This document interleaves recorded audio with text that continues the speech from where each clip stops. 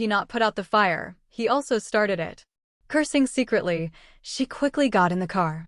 Seeing no one around, she quietly pulled off her pants and stuffed them into her bag. It was completely unwearable because it was so wet. It was all because of this damn B*************************************** D who kept teasing himself. Chinshi sneezed hard while driving on the road. Who misses me so much? What a cutie. Rambo was like a bolt of blue lightning, traveling at high speed, causing curses all the way. Fake. The luxury car is amazing. You really don't regard poor people as human beings? Fake squid. Squeak. Outside the small villa rented by Wanda, Chinshi stopped directly. I opened the door and saw that Wanda was still fast asleep. It was already evening. I admire her. He opened another room, locked the door, and got down to business. System, help me integrate. Chinshi has already been gearing up and can't wait. Host, please wait a moment. Ding, extract Colossus tempering ability and start fusion. Please wait a moment, host. Ding, fusion successful. When Chinshi heard the sound, he stretched out his finger and immediately tried it. Sure enough, his finger immediately transformed into the finger of Kato Eagle, which can drive women crazy. Go on. Ding. Extract Iceman's freezing ability and start fusion. Please wait a moment, host. Ding. It has been detected that the host has ice abilities, and the two abilities have begun to merge. Please wait a moment, host.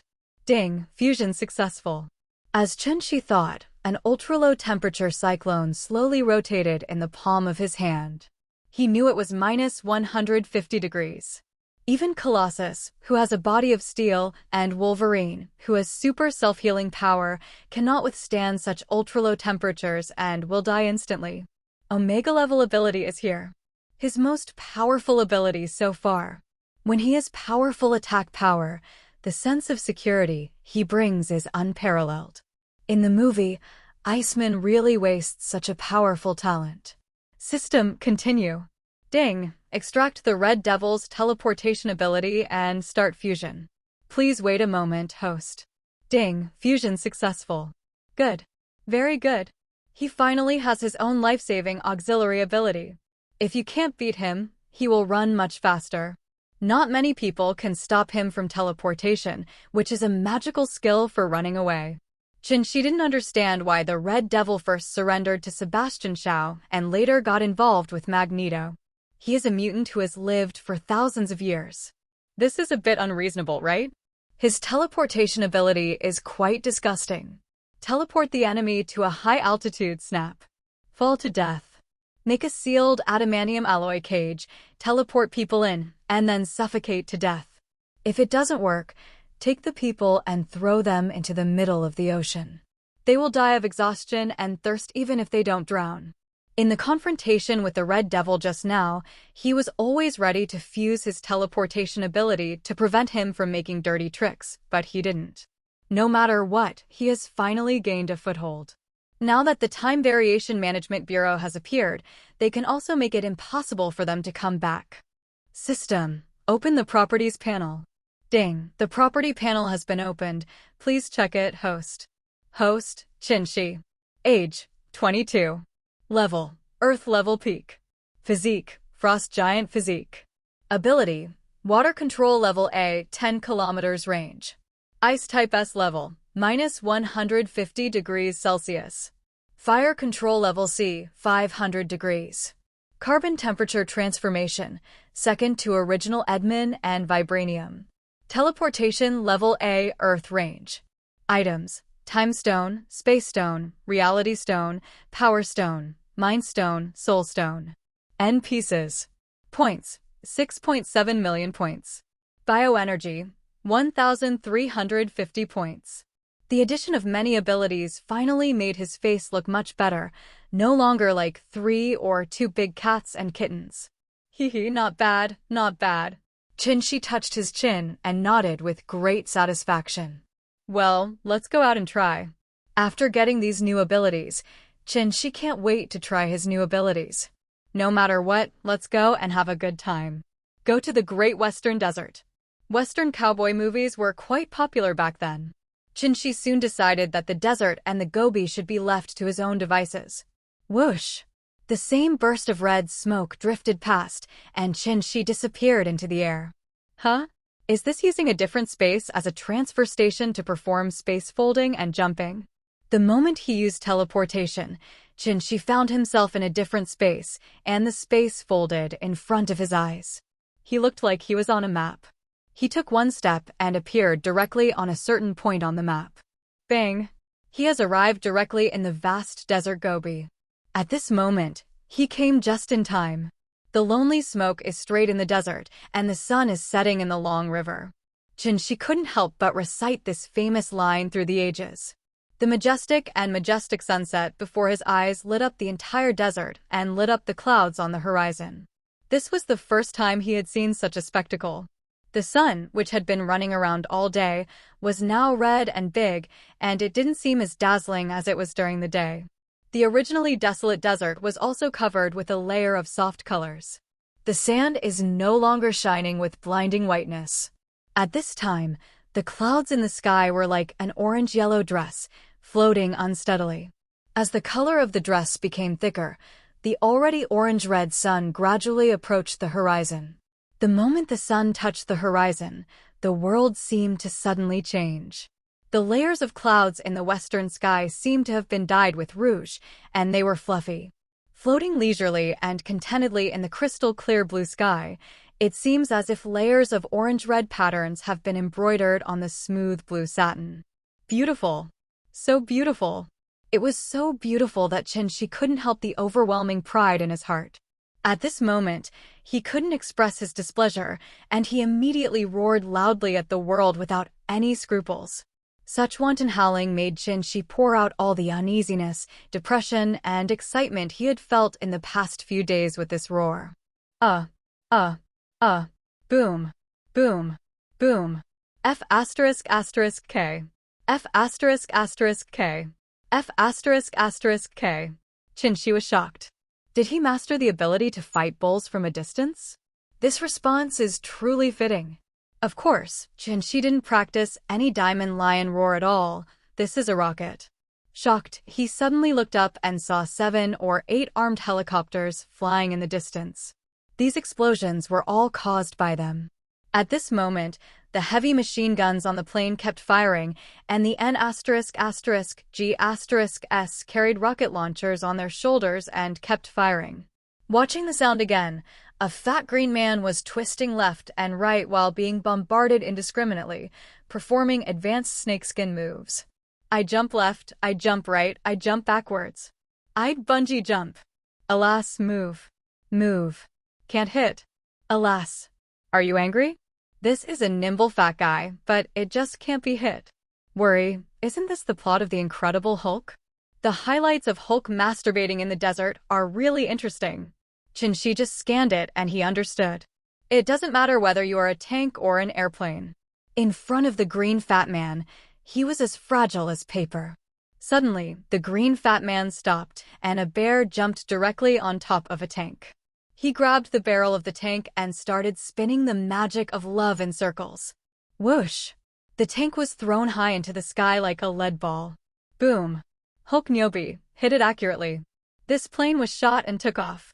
The tragic tanks and helicopters died together immediately, and the huge explosion fireworks were so beautiful. This desert sunset adds a lot of Syrian style. When the other troops saw this, they went crazy and fired bullets at the fat green man like a rain of free money. Ch-ch-choo. Boom, boom, boom. However, these bullets hit the fat green man like hitting a huge thick steel plate and were useless. At this moment, several rockets whizzed past with long tails, and their target was the fat green man who was showing off his wantonness. Soon enough, the flexible green fat man swung sideways coquettishly, and the rocket just missed his back and flew into the distance. The fat green man then made a backhand, grabbed the next rocket, and threw it back. Boom! A loud bang. The green fat man succeeded in masturbating again, but the helicopter emitting black smoke crashed. Fark. Fark. They're all a bunch of rubbish. Trash. Can't catch the Hulk for so long. Trash. General Ross, who was hiding in a helicopter behind, was yelling curses without any concern for human life. He is now hard-hearted and dead. He doesn't care at all.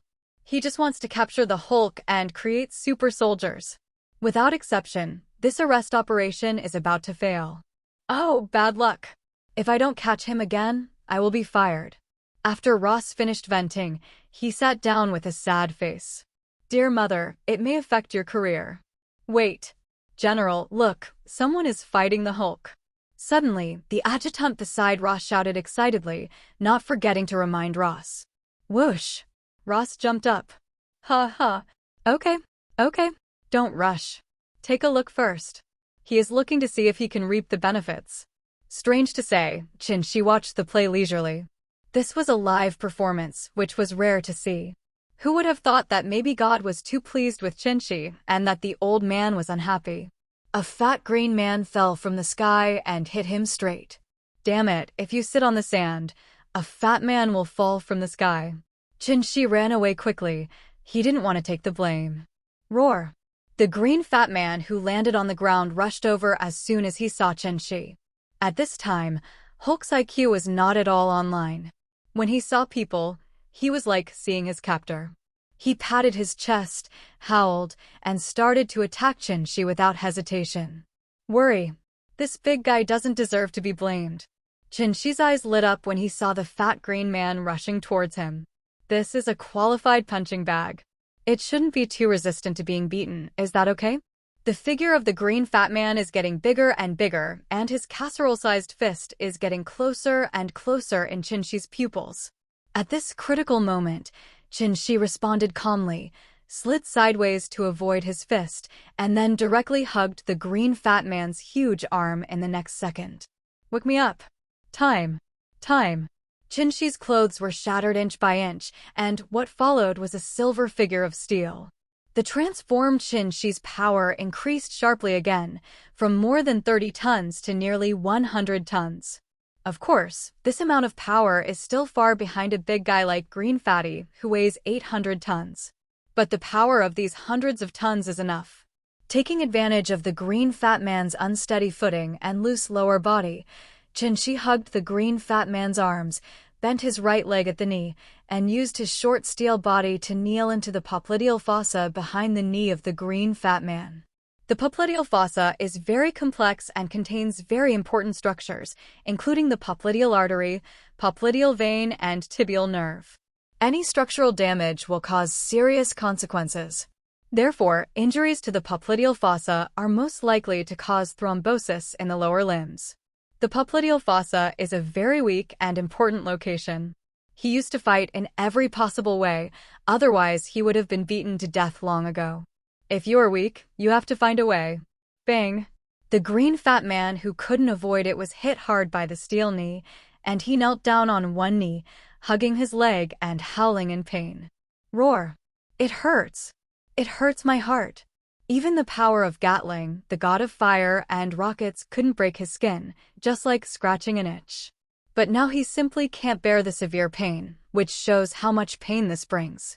Before he could play, Qin took advantage of his distraction and threw him over his shoulder, throwing him far away, splashing yellow sand all over the sky.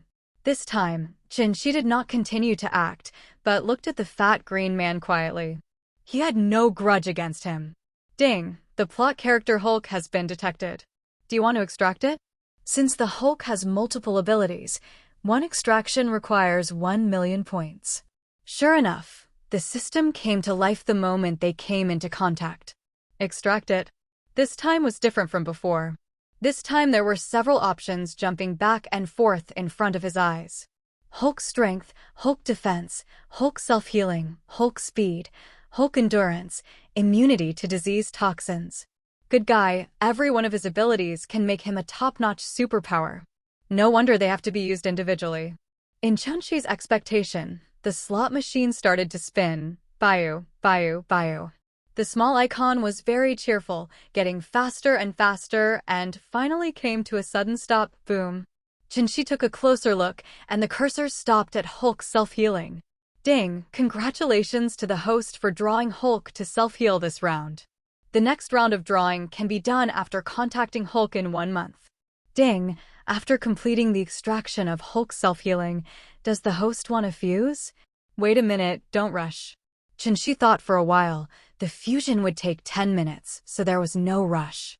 At this time, the green fat man had already used his self-healing ability to recover the thigh that had almost suffocated with blood. A child of only a few years old was so smart that the fat green man spat hard without any qualifications and stared at Qin with his slightly red eyes. He was already angry. After debuting for so long, this was the first time he felt such severe pain. Who could bear the hundreds of tons of force? Roar! The green fat man roared violently and started to accelerate. Boom! Boom! Boom! Heavy steps stepped on the desert, bringing up yellow sand all over the sky, and at the same time, the earth began to vibrate. At this time, it can be seen that his anger level has been fully accumulated, and these guys just stared at him, making him angry to death. Let me go, a fat green guy is a team. This way of showing up is a blast. Qin screamed strangely and immediately teleported away. Ho! Ho! Ho! The person who was in front of me just now is gone. Am I Hulk dazzled? Have I been tricked? The green fat man who was stunned on the spot howled angrily. Suddenly, I felt palpitations. The fat green man secretly thought something was wrong. Unfortunately, it was too late. Chin-Shi flashed behind the green fat man and made a super dunk. Boom! Behind him, he gathered strength above his head, and a pair of invincible iron fists hit the fat green man's head hard, hitting him so hard that stars appeared in his eyes. He stumbled, unable to stabilize, and was thrown to the ground. Ba ba ba. The green fat man spit out a few mouthfuls of yellow sand, shook his head, and stood up again.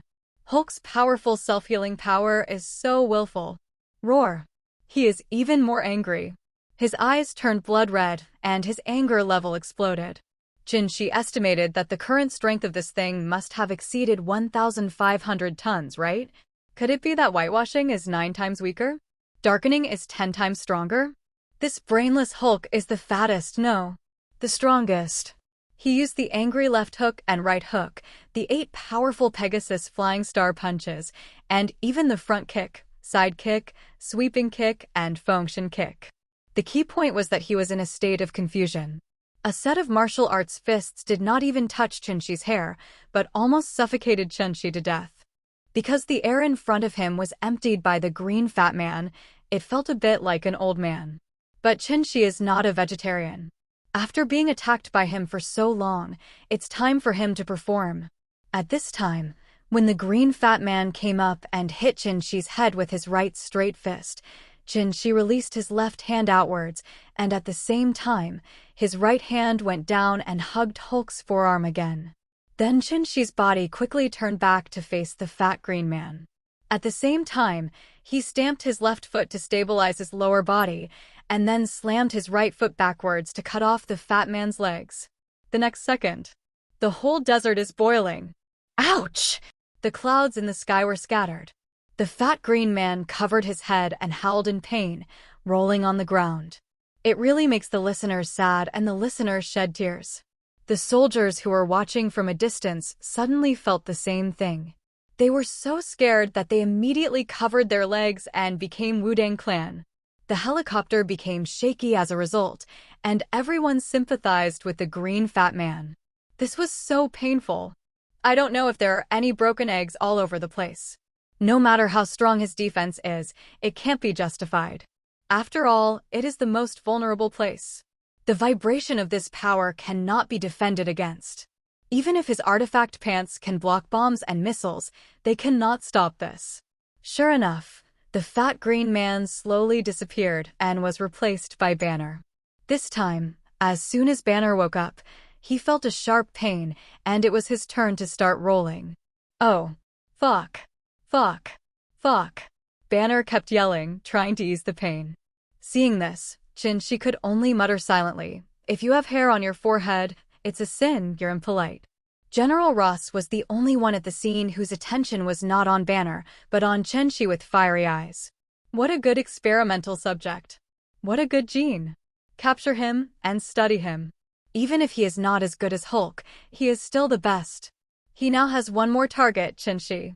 Chin-Shi naturally felt the strange gaze from 1,000 meters away. It turns out to be Ross. But you actually dare to hit me? If some people are anxious to reincarnate, I don't mind giving them a ride. Chin-Shi didn't take General Ross seriously at all.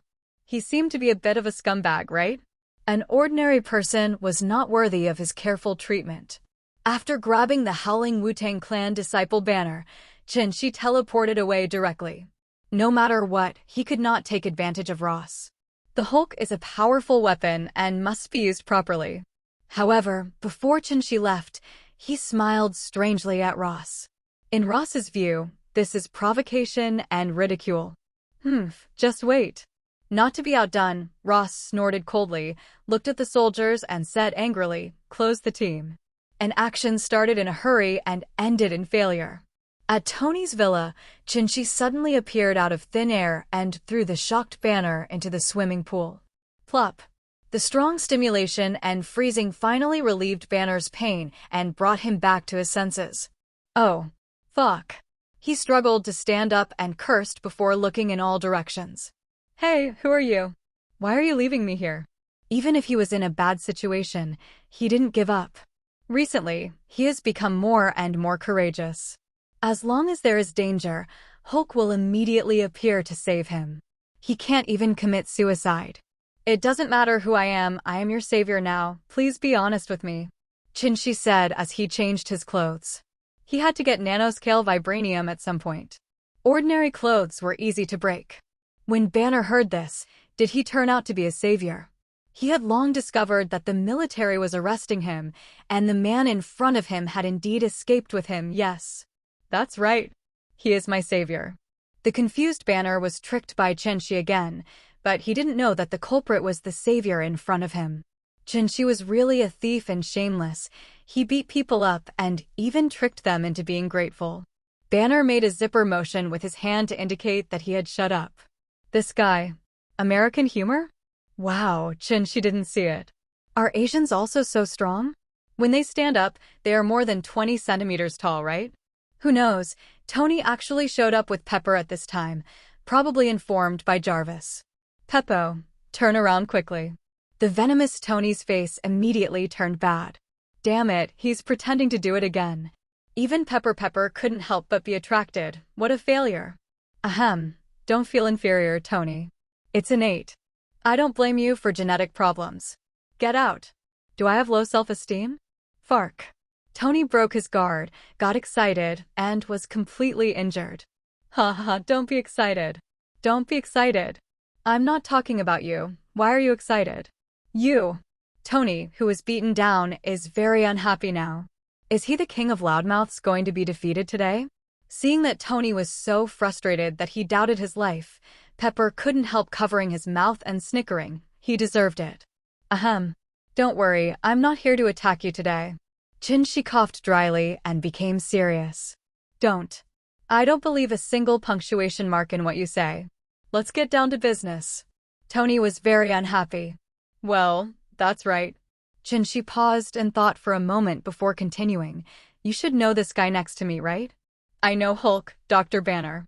Tony replied casually. It's good to know each other. Let him stay here temporarily and study the steel armor with you. What? He stays here? Are you sure? Aren't you afraid that he will destroy my villa? Tony's eyes widened, and he exclaimed again and again. Impossible. Absolutely impossible. This Banner is a time bomb. No one dares to take it in. Oh, is that really the case? I am just suitable to go to the deep mountains and old forests and live in solitude for the rest of my life. Hearing Tony's loud rejection, Banner sighed helplessly. Are you really a disaster? You just want to live a quiet life. Why is it so difficult? The world cannot tolerate me. What should I do? Banner's mood fluctuated violently because of Tony's words. His desire for destruction became stronger and stronger, and the green in his eyes became more and more intense. The Hulk was coming out. Banner, calm down. Others are not willing to accept you, but am I not afraid? You are not alone. I believe Tony will accept you too. Yes, I welcome you too. When Tony saw that the situation was not good, he quickly borrowed the donkey from the slope and laughed sarcastically. Really? You weren't willing just now. Banner is not stupid. Oh, you also know how annoying and cunning Chinshi is. I am so D off by him. Marvel just doesn't want to suffer any loss. While clearing itself, it also tries to shady Chinshi. Classmate Tony has a way of doing it.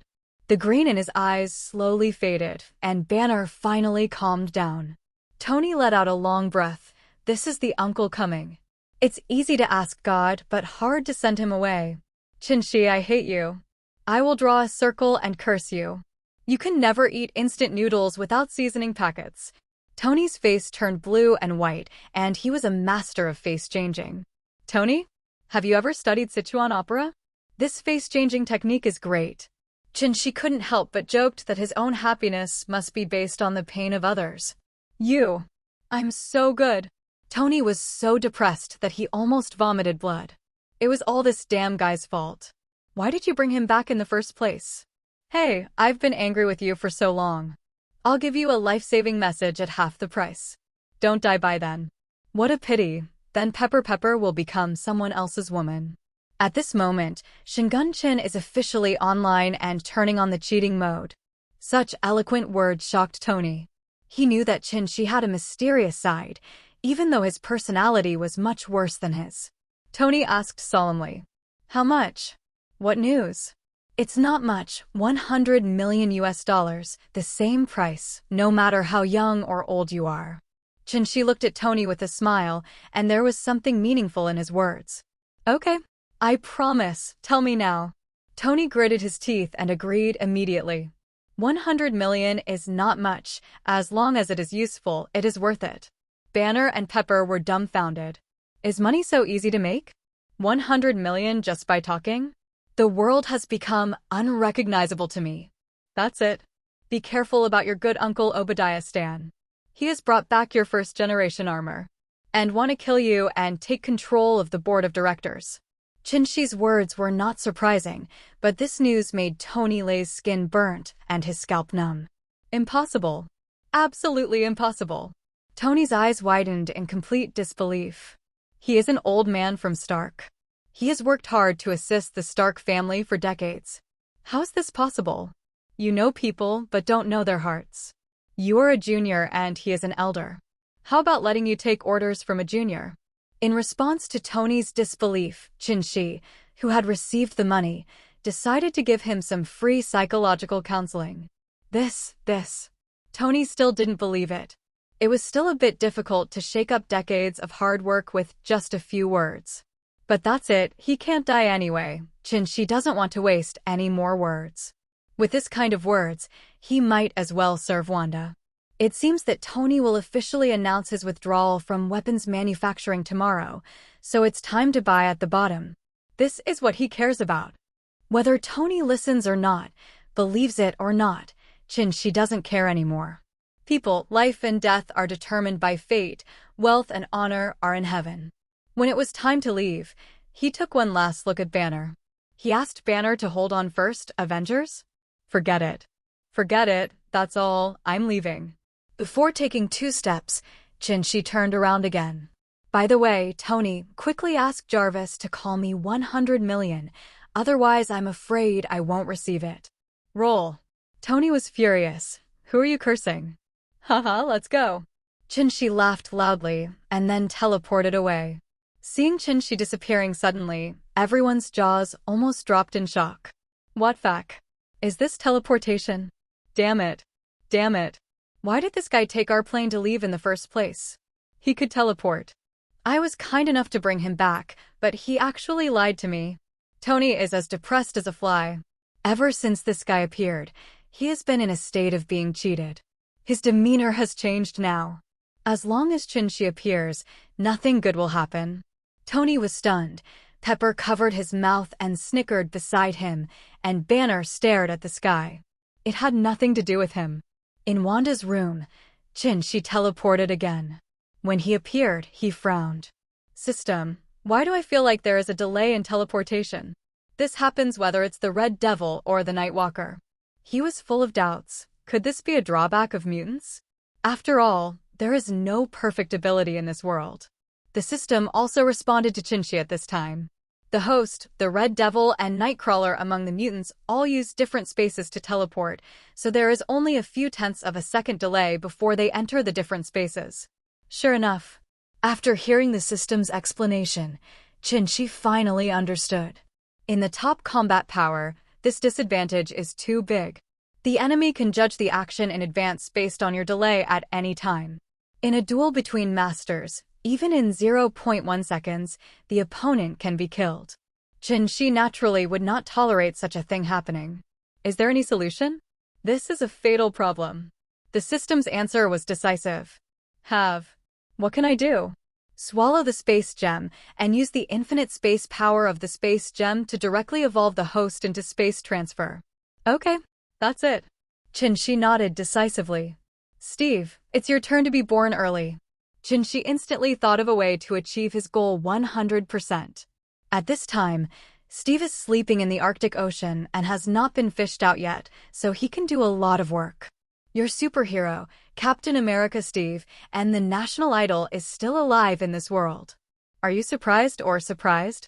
Just trade this superhero Steve for the cosmic cube. Can Nick Fury not change the black braised egg? Absolutely impossible. No matter what, he must change. This matter is not up to him. If he doesn't agree, the people will tear him apart directly. He knows very well how crazy people in this country will worship individual heroism. Then in a few days, look for Captain America Steve, and then sell him for money. Ding, congratulations to the host for slightly changing the fate of the plot character Hulk. The host will be rewarded with 100,000 points. Ding, congratulations to the host for slightly changing the fate of the plot character Tony Stark. The host will be rewarded with 100,000 points. Currently, the host has a total of 5.9 million points. After waiting for so long, the system prompt came, and she felt relieved. How could he get nothing by intervening in this plot? As for the impact that he would have if Steve was born 2 years earlier, he didn't consider it. Who cares? Isn't the plot just there to ruin it? Otherwise, what's the point of him coming to this world? No one can take away what he likes. As for the purple sweet potato spirit's anger, please. He still doesn't know in which corner of the universe he will implement his equality of all living beings. He couldn't notice it at all for a while, so what if he noticed it? A mere sub-heavenly father-level purple sweet potato spirit dares to come to Earth? Now that Odin is not dead and the Ancient One is still around, the purple sweet potato spirit naturally does not dare to come and give away his head.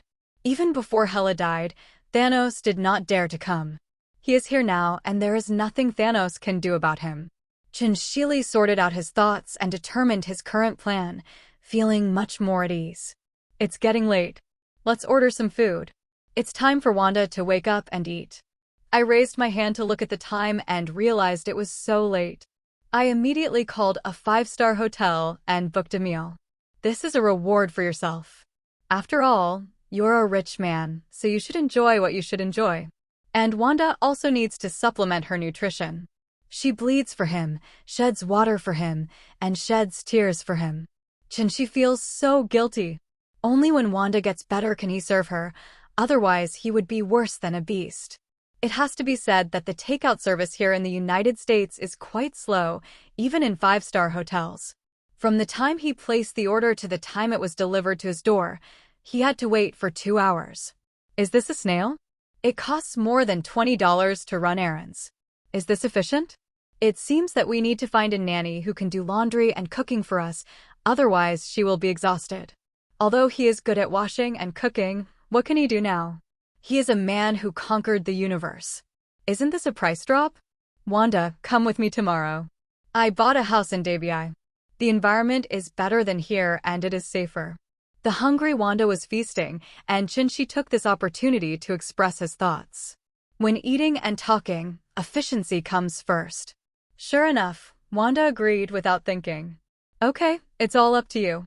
Where does the little woman Wanda have any opinions? Do you want a billionaire to listen to her salary of $2,000 a month? Don't be ridiculous. They're not like the group of women who drank too much chicken soup more than 10 years later. Well, eat more, I still have things to do in the evening. Chinchi blinked and looked like he understood. TCH, whoever wants to do something, just get out. Wanda still doesn't understand his colorful heart, but she just can't stand it. Wanda was worried. She was afraid that she would be strangled to death, which would be a tragedy. If she ate too much, she would be strangled. Things that many women would not envy would give her a headache. By the way, I plan to find a nanny to do laundry and cooking for us. Oh, look for it, isn't this normal? Wanda replied a few words without raising her head. Well, don't be surprised when the time comes. The nanny I found is no ordinary person. Huh? Is she from the second class? Wanda said mischievously. What I said is true, don't be surprised when the time comes. Okay, I'm curious. Wanda didn't believe it. Did she find a ghost? Or were there horns on her head? Or was there a tail behind her?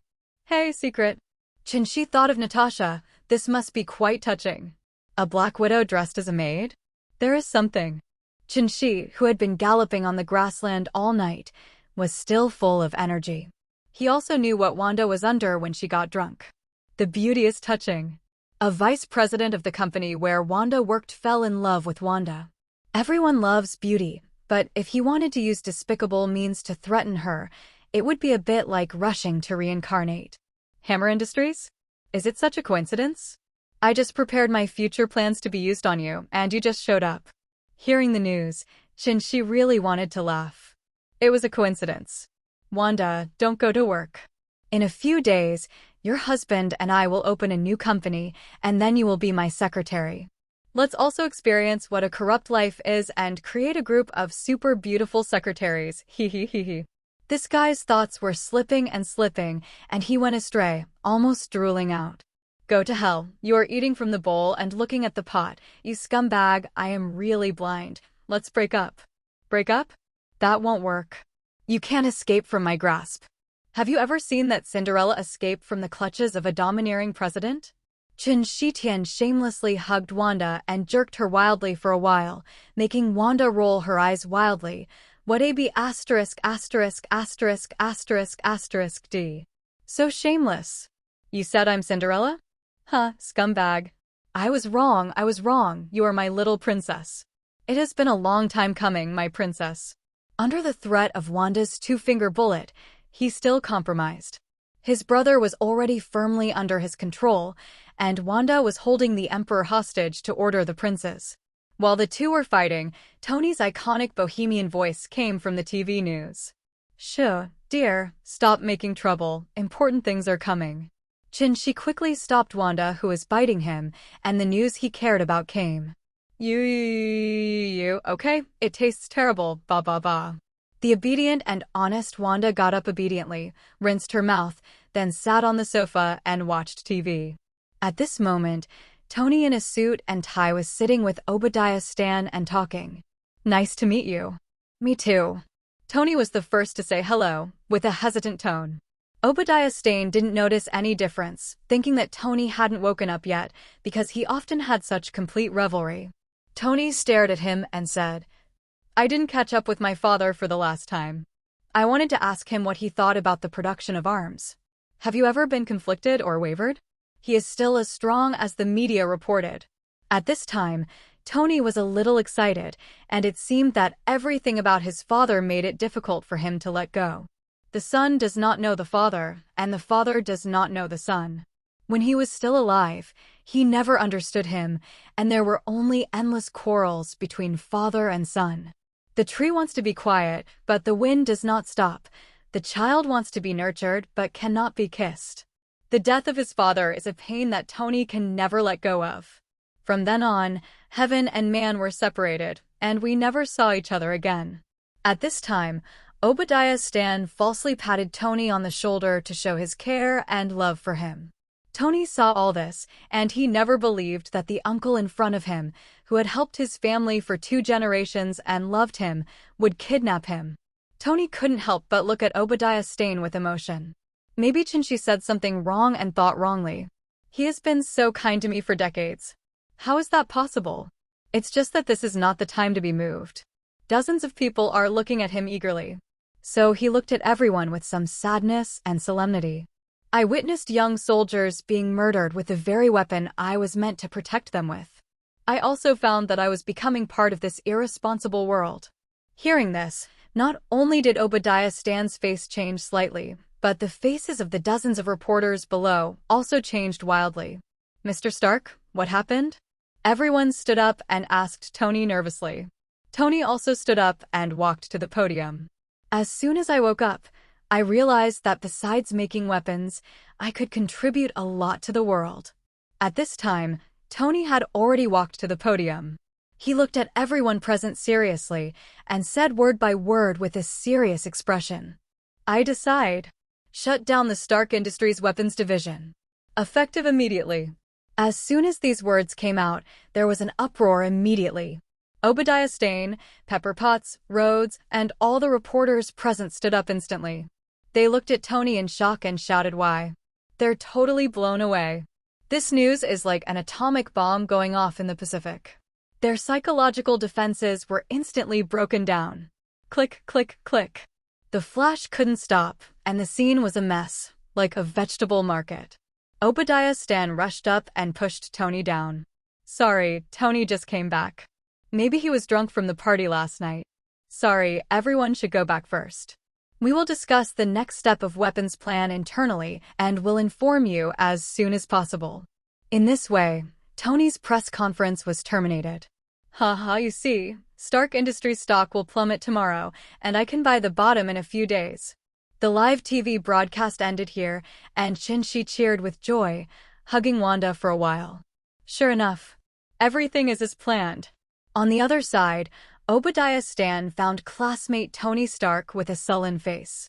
Tony, do you know how many points your Stark Industries stock will fall by what you just did? 40 points, maybe more. Tony shrugged and said nonchalantly, "Ha ha, good." As expected of the head of the Stark family, his courage is extraordinary. Obadiah Stan turned around and left angrily. He couldn't bear it anymore. Tony, this arrogant stumbling block, really needs to be kicked away. Hey, did you bring that steel mecha back? Now hurry up and research and improve it. Tony, this guy can use a hammer to knock out this big killer in a simple cave. Don't let me down. After leaving, Obadiah Stan gave the death order to his close men in a sinister manner. Yes, boss. Please don't worry. The man on the other end of the phone trembled with fear and swore in fear that this guy knew that he would be successful if he didn't succeed. After hanging up the phone, Obadiah Stan sat in the car quietly in a daze with a gloomy face, not knowing what he was thinking. The outside world has already exploded at this moment, and Tony's remarks have caused an uproar as expected. Fark. Is Tony changing his ways? If Stark Industries doesn't make weapons, who will protect us? Damn Tony. Our hard-earned money. Sell the stocks quickly. Some people are cursing, some are gloating about the misfortune, some are just sitting back and watching, and most of them are panicked. Stark Industries seems to have jumped on the market, falling by the limit that day. The people are panicked, and the authorities are in ups and downs. Neither the military nor the government will easily allow Tony to give up the weapons manufacturing department. They couldn't listen to this damage report, and they didn't want to hear it. Whether they were military representatives or official representatives, they either gathered outside Tony's company office or blocked outside Tony's luxurious villa all day long. But Tony would not pay attention to them at all and disappeared, so they all received a rejection. In the laboratory below the villa, Tony is making his steel armor Mark II. As for the humble Mark generation, he has long since left it behind. His head is everything. Jarvis, install a jet device on the sole of the foot and we can fly, but the shock absorber must be fixed. Okay, sir. By the way, our arc reactor technology also needs to be improved. It needs to be smaller and more powerful. Add 2 grams of palladium. Okay, sir. Tony worked day and night to transform the world, to the point of forgetting to sleep and eat. He has no idea that in less than a week, Stark Industries stock has fallen by the limit every day, and now it has fallen by 55% again. Countless stock investors were so heartbroken at the loss that they cried for their father and mother. As a result, countless people went bankrupt and embarked on the road of crime. There were also countless people who had no way to go and took the fast road of falling headfirst.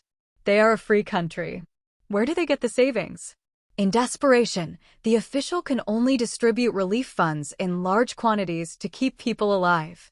Otherwise, I will cause trouble for you at every turn, go shopping on the street, and smash some New York City Hall. What's the point? The key is the issue of support rate. Those in the opposition will not miss this great opportunity and preach everywhere about what they will do and how they will do it after they come up. This makes it difficult for the current officials to deal with it. They are taking advantage of the situation. They are so angry that their teeth are itching. The roots of their teeth are sore. Less than 500 meters next door to Tony, Chin-Shi's luxurious villa was purchased. It cost about $5 million to acquire this luxurious villa covering an area of 10 acres. It is now 2009. This is an astronomical number. Ha ha. Okay, that's it. Chin-Shi was so happy that he could almost buy the bottom. It fell so fast because the capital market couldn't accept it for a while. When they calm down, they will definitely rebound a lot. Wes, Use 10 times leverage and go all out to acquire Stark Industries stock. Qin gave the order decisively. During this week, he was not idle. He found an intermediary company to register the company and recruited several traders. Just wait for this wave of fatness. Anyway, it won't be long before Tony will announce that he is Iron Man and return with new energy. At that time, Stark Group stock will reach its peak and be sold directly at that time. Boss, you are making a huge bet. This is $1 billion invested, and the leverage is still 10 times. I said just in case. If we lose, we will lose nothing. When Weiss heard this order, he gave Qin an analysis from his professional standpoint. Anyway, he was not optimistic about it. He hoped that Qin would stop. This was a loss-making deal. No, just listen to me. Qin will naturally not waver in the slightest. What do you NPC natives know? Okay. You are the boss, you have the final say. Weiss shrugged and gave up the persuasion. When the boss speaks, he just listens. It's not his money anyway. He just gave it a kind reminder before. In this way, Qin used $1 billion and 10 times leverage to directly acquire individual shares outside Stark Industries. When the stock investors saw that there were fools taking over the market, they became even more happy when they sold. Haha, interesting. There's a fool. Sell it quickly. That's wrong. Why is this person still swimming upstream? Something is wrong. There must be something wrong.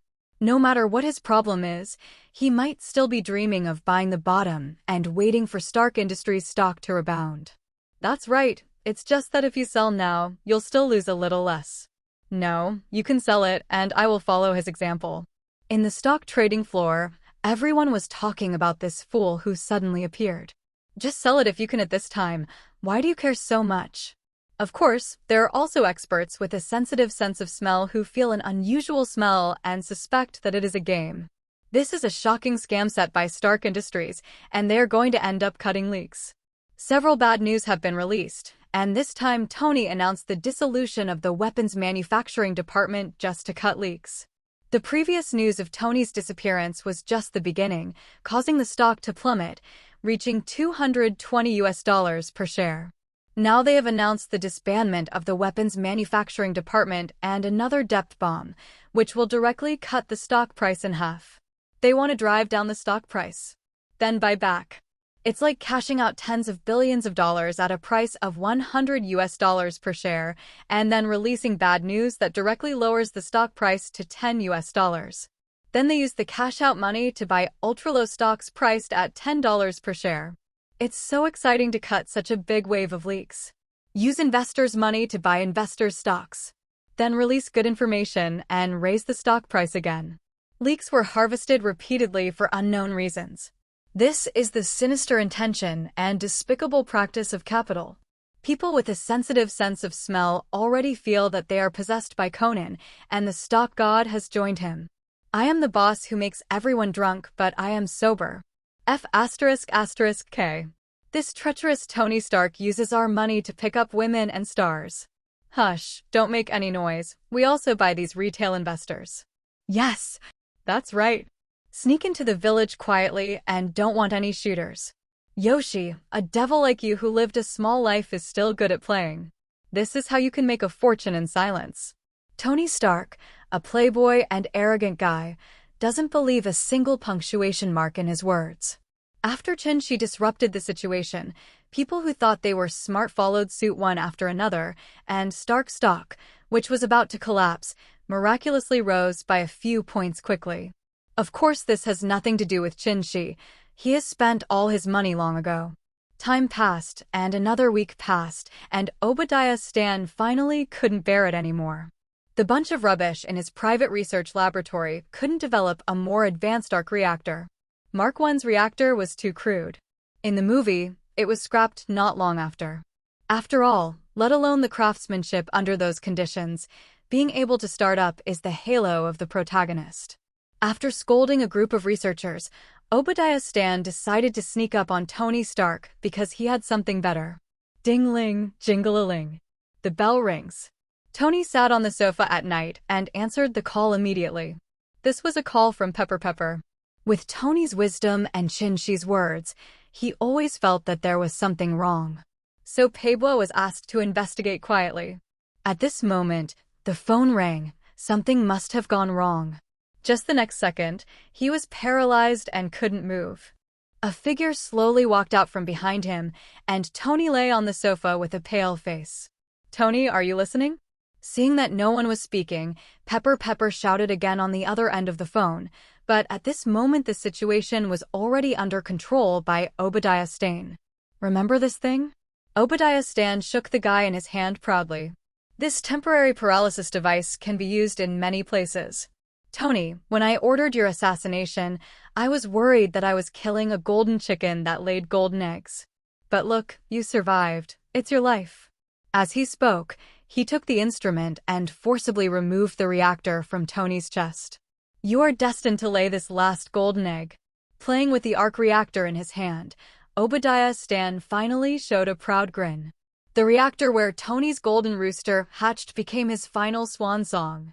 Tony, who lost the arc reactor, was in critical condition. His breathing became difficult to maintain, his blood no longer flowed, and his heart no longer had the power to supply blood to the whole body. "Ha ha, Tony, enjoy your last moments. Obadiah Stane will lead Stark Industries to the top and be heard all over the world. Don't worry, I won't change the name of the group. After all, your Stark family has a very good reputation, haha. This is a typical example of murder and heart-crushing.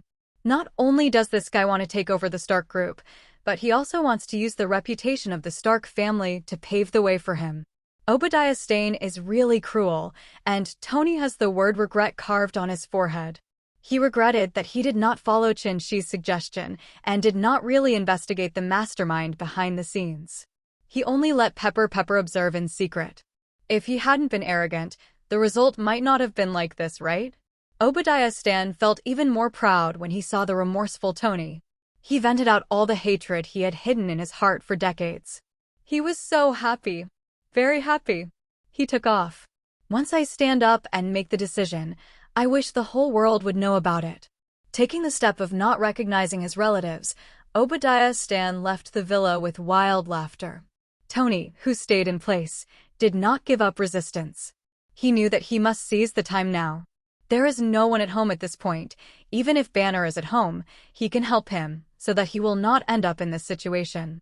"I couldn't move at all. I called others and waited for them to rescue me. I was already cold. Jia Weiss, tell Qin Shi."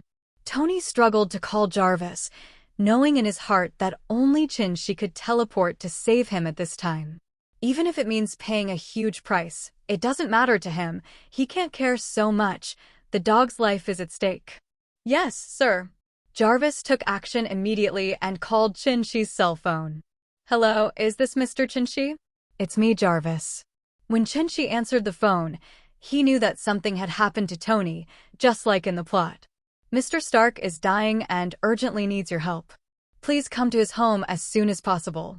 "No problem, I'll go now." "Thank you, sir." Jarvis thanked him repeatedly.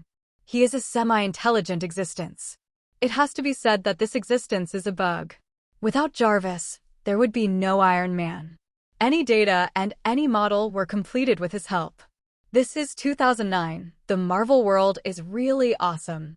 After hanging up the phone, Qin Shi laughed happily. It was time to pluck wool again. You can't beat him to death in one step. What the movie Leo Batty Aston said is absolutely right. Tony is the golden chicken that can only lay golden eggs. Whoosh! Qin Shi teleported directly to Tony. Looking at Tony, who was pale and livid, he actually smiled heartlessly. "Ha ha ha, Tony, what kind of look do you have? It's very unique. Come on, take a photo and remember it for a while. I have to auction this precious moment in the future." After saying that, he took out his cell phone and clicked, and slapped Tony hard. Tony, who was already pale, looked even worse now. The difficult breathing was already uncomfortable, and I was so angry that I couldn't even take a breath, and I almost burped. Quick. Save me. Wait. Okay, I will definitely pinch you to death." Even at this time, Tony is still very talkative.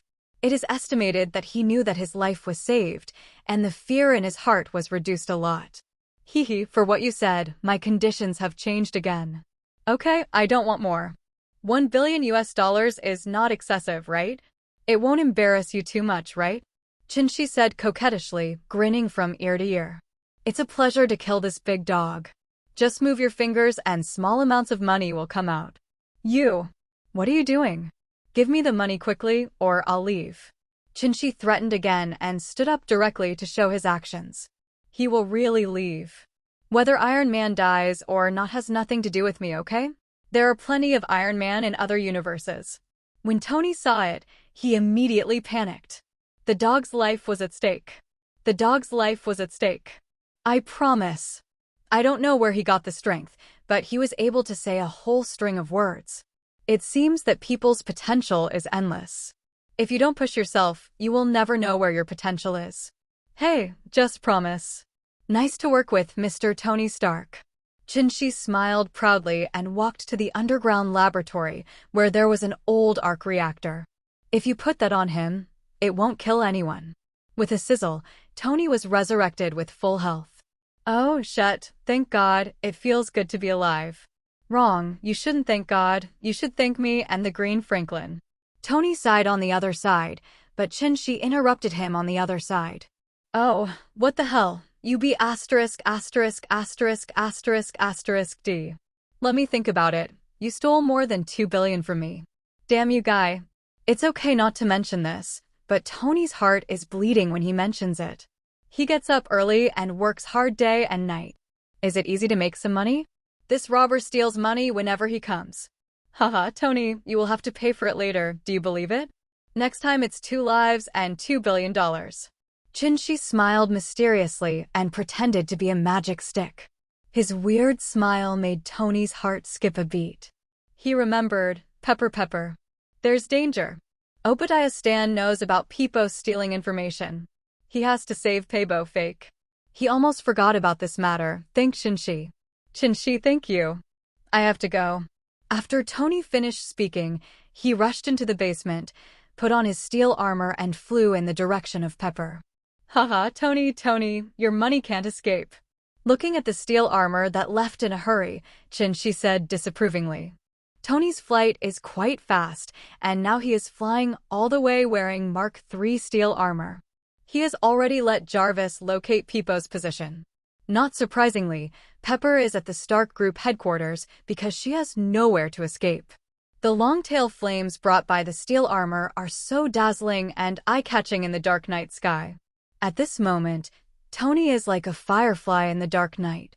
The New York metropolis is the busiest at night, with people coming and going. A busy day calls for a relaxing night.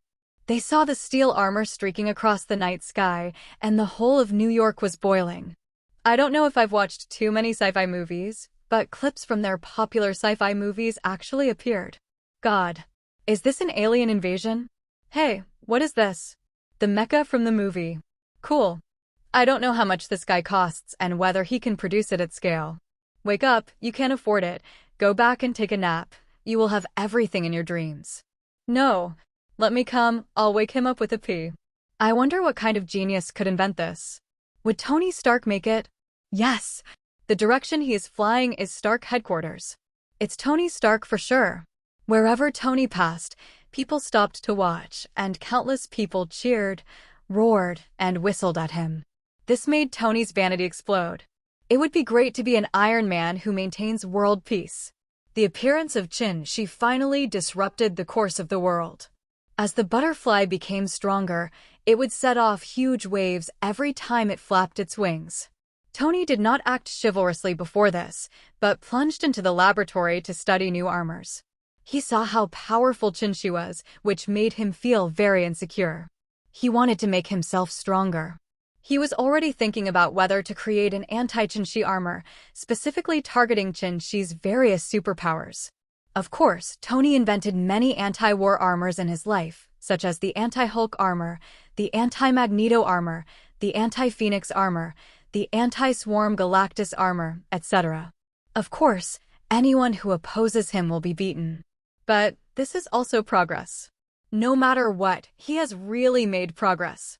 Soon, Tony had arrived at Stark Tower. At this moment, Peppermint began to deal with Iron Overlord in the small space of Stark Tower. Peepo, you run towards the rooftop of Stark Tower now. I can't lock your position now. Tony quickly asked her to run to a conspicuous place. He didn't know that Obadiah Stan was already wearing the Iron Overlord and wreaking havoc without restraint. No, Tony, listen to me. Now Obadiah Stan has also made steel armor, and his looks bigger. He is also following me now. I don't want you to take risks. Tony doesn't know, but Pepper does. She would rather sacrifice herself than take Tony's risk. What? He also has a steel armor. Fake. When Tony heard this, he cursed loudly. No wonder this old guy attacked him sneakily, for this reason. But despite the scolding, he would not give up little Pepper. He shouted loudly, no matter how much, you go to the rooftop now, and I will pick you up and take you to the ground.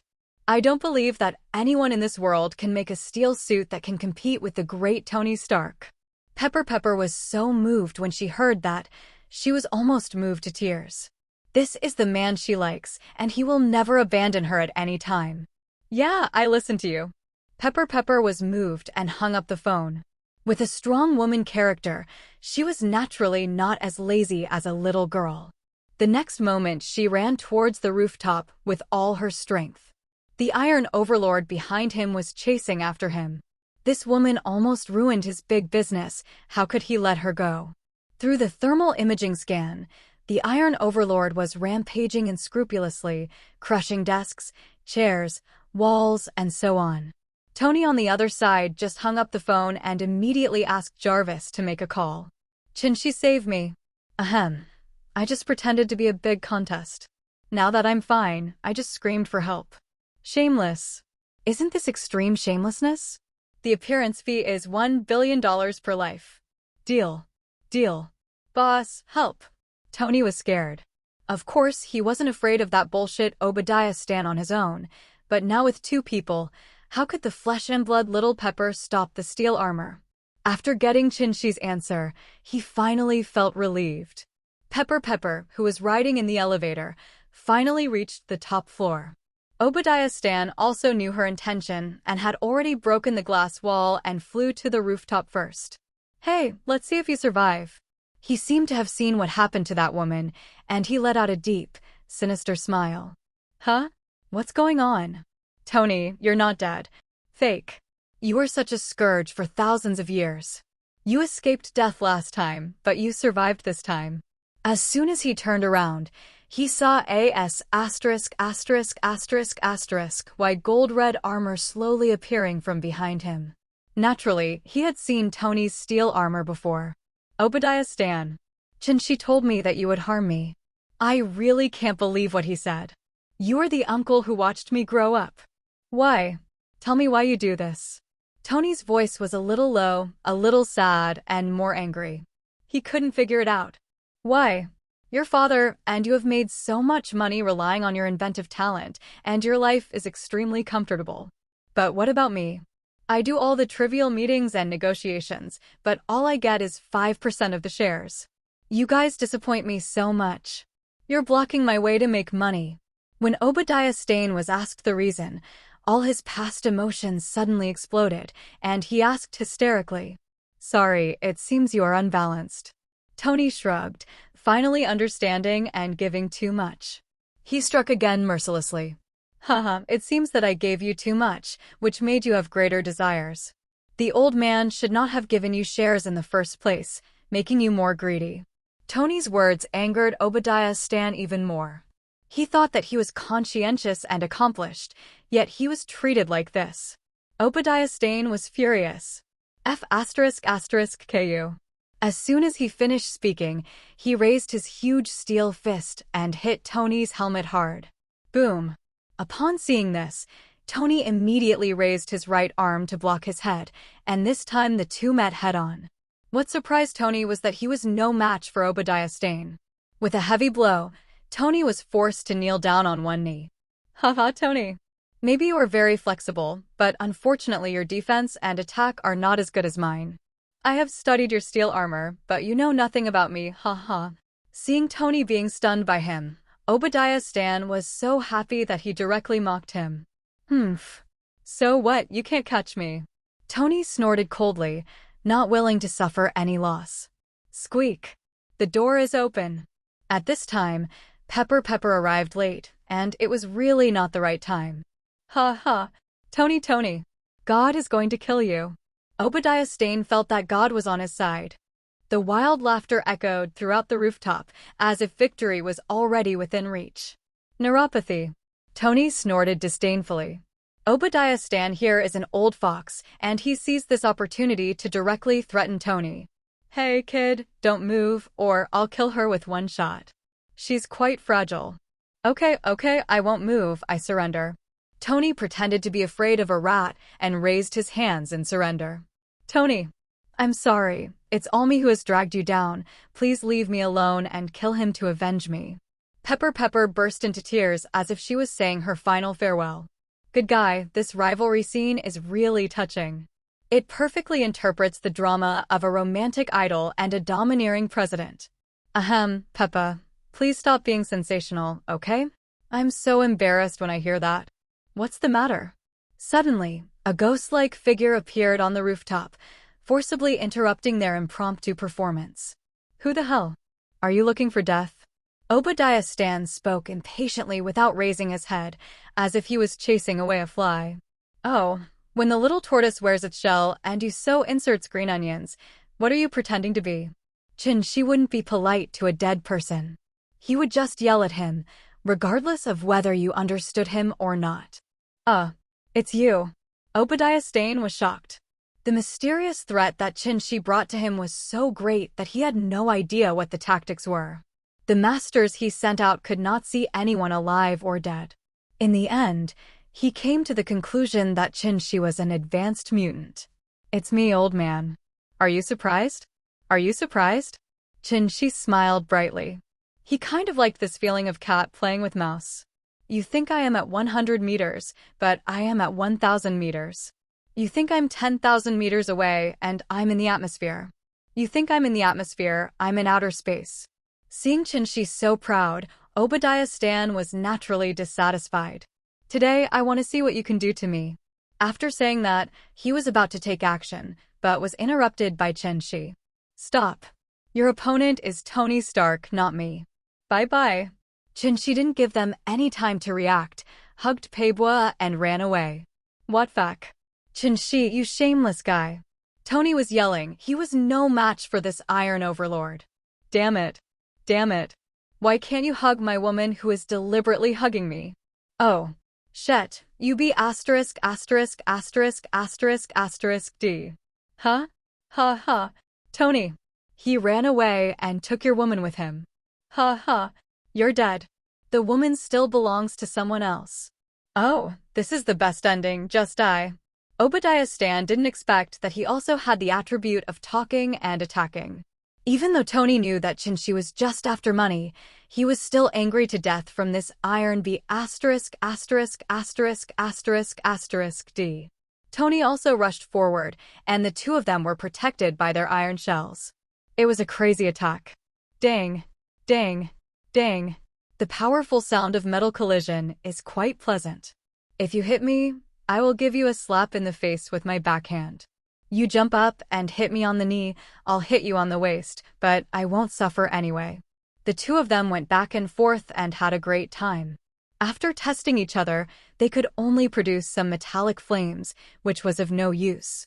However, the Tony Mark III armor is equipped with pulse cannons, micro-missiles, shoulder 6-barrel mini-cannons and decoys, and can target multiple targets at the same time. So he chose fire suppression. This is the real killer move. Before, he was just playing around. He wanted to choose a quick victory. After all, he was carrying an old arc reactor with limited energy. Bang, bang, bang. Bang, bang, bang. In a flash of light, dozens of small steel cannons and micro-missiles flew towards the Iron Overlord, as expected, but the effect was not satisfactory. Except for some grooves and some paint peeling off, the Iron Overlord is completely fine. This guy's defense is surprisingly strong. Haha. Tony, what do you think? This is titanium nickel alloy. Obadiah Stan's proud laughter was a bit harsh, and this guy was not the one who suffered the loss. Immediately, they also used heavy weapons to attack. The flexible Mark III mecha dodged left and right, danced an aerial ballet, and barely escaped the large-scale, indiscriminate attack. However, it was still hit by several artillery shells, and some parts were seriously damaged, especially the weapon system. Jarvis, how much energy do you still have now? Tony asked quickly, running away if he couldn't beat him. He was not a hero. Anyway, Pepper had been rescued. Sir, there is still 20% energy left. There is still such a point? Then why not run away? There is still Pepper in the movie. Tony can't help it. Things are different this time. The wind is blowing. Huh? Want to run? Obadiah Stan took a look and thought, how can that be done? Piu, piu, piu. A few micro-missiles chased Tony and flew over at high speed. At this time, Iron Overlord was also chasing after him, but it was a little slower. However, the tracking missile had already caught up with Tony, and he fell to the ground just like in the movie, causing a series of traffic accidents. Boom! On the elevated platform, Iron Overlord suddenly landed. He looked down at Tony and stamped his foot fiercely, ready to trample Tony to death. At this time, Tony rolled around like a lazy ***, dodging narrowly and narrowly. Chinchi, what should I do? Help Tony, I will give you whatever you want. After seeing Tony in danger, Little Pepper pulled Chinchi anxiously and begged, almost crying to him. Chinchi was stunned. At this point, the two of them were getting along like this? Wasn't it supposed to be when the extremist virus appeared? You want me? Isn't this not good? If it really doesn't work, don't let Tony know about it. When Little Pepper saw Chinchi looking at him, he immediately misunderstood, thought wrongly, blushed with embarrassment, and hesitated to speak out in embarrassment. What? Sister, what about you? Chinchi shuddered hard and couldn't afford to eat. Maybe only Tony loves this one, and the aesthetic gap between them is indeed a bit big. Ahem, Peppa, you are thinking too much. There is an old saying in our country that a friend's wife should not be bullied. I promise Tony will be fine, don't worry. Chinchi quickly assured that these ladies are a bit tough. That's great, thank you. Peppa was so happy when she saw that she no longer had to sacrifice herself. Then I'll go over. Don't leave here. Yeah, don't worry. After telling Pebwa, Chinchi suddenly appeared on the battlefield. Hi, Tony, how are you? Chinchi looked at Tony with a smile, his face full of ridicule, not caring that this was a battlefield. Quick, stop talking nonsense and kill him. Tony was so scared that he couldn't die. The greatest sorrow in the world is that people die and the money is not spent. Tony hasn't had enough fun yet. There are so many celebrities and models waiting for his money and small steel cannons. No rush, Chinchi said slowly, and then turned to look at Obadiah Stan. Hey, old guy, Tony offered 1 billion. How many billion are you going to offer to buy Tony's life? What? Do you think this is an auction? Auctioning us both? Is there any natural reason for this? Is there any law? Both of them were so angry that they vomited blood. What are you doing? Stop nagging, my time is very precious. It costs hundreds of thousands per second. Chinchi immediately became impatient when he saw the iron be ***********, degrinding his teeth. Haha, okay. Obadiah Stan was stunned for a moment and then realized it would be easy to deal with this guy just because he is a money addict. He just needs to be obsessed with money. I offer 1.5 billion to take Tony's life. He immediately added 500 million. Chinchi was delighted. Big dog owners. Big dog owners. They are all big dog owners. He turned to look at Tony again and motioned for Tony to increase the price. Fark. UB********************. D. Tony cursed secretly. It was so unlucky to meet this scammer. He didn't dare to risk his own life. He and Chinchi have only known each other for a few weeks. Who knows what his attitude is? Tony shouted, I will offer 2 billion. Very good. Tony bids 2 billion. 2 billion times. Twice a billion. 20 billion. Etc. Just when Chinchi was about to deliberately prolong his tone, Obadiah Stan quickly interrupted. I'll pay 2.5 billion. Damn it. He doesn't dare to bet. Who knows how capable this guy is? Everyone at the scene was stunned. 500 to 600 people on the elevated line were stunned. A great battle turned into an auction? Where are you having fun? Where are you having fun? The Melon Eaters were speechless. What the hell? Wait. They're Tony Stark and Obadiah Stane. FAQ. What is super news? There's an earthquake. Is this the collapse of Stark Industries? What hatred, what grudges, do you want us to live or die? Who is this guy in the middle? He's so awesome? He actually auctioned off 2 people's lives? 666. Mutant? Must be a mutant. The scene was abuzz, and there was a lot of discussion. Give full play to the melon-eating spirit of not being afraid of death, and eat melon bravely. Click. Click. If you don't have a camera, take out your phone and take photos. Haha, Obadiah Stane offered 2.5 billion. Tony, how much did you offer? She was already excited. The money came so fast, like a tornado. He was really a genius. Fun. Fun. It doesn't matter whether it's money or not, it's just fun. He is not a money addict. Absolutely not. Shi has been afraid of poverty since he was a child. He is extremely obsessed with money. He doesn't want to go hungry or cold anymore. Tony is in pain now. Someone has taken advantage of him. He endured the pain in his liver and gritted his teeth and said, I'm offering 3 billion, which is really the last price. Okay. Tony bids 3 billion. 3 billion once. Twice. Obadiah Stan couldn't stand it anymore. This was just a joke. He didn't believe it and couldn't beat him to death. But Shi's mouth was like a machine gun. He said it twice, which almost annoyed him to death. I can't stand it anymore. I'll fight you. He was so angry that he couldn't bear it anymore, and he jumped up, ready to crush Shi to death with a mountain of weight. Okay, let's do it. Fight. Fight quickly. The audience was cheering. They were jumping for joy. Haha, can't bear it anymore? Looking at Iron Overlord Shi flying up, he snorted coldly.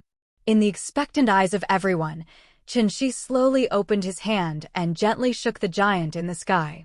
Click. Click. Click. In their horrified eyes, the terrifying steel armor in the sky froze instantly. Create ice out of thin air.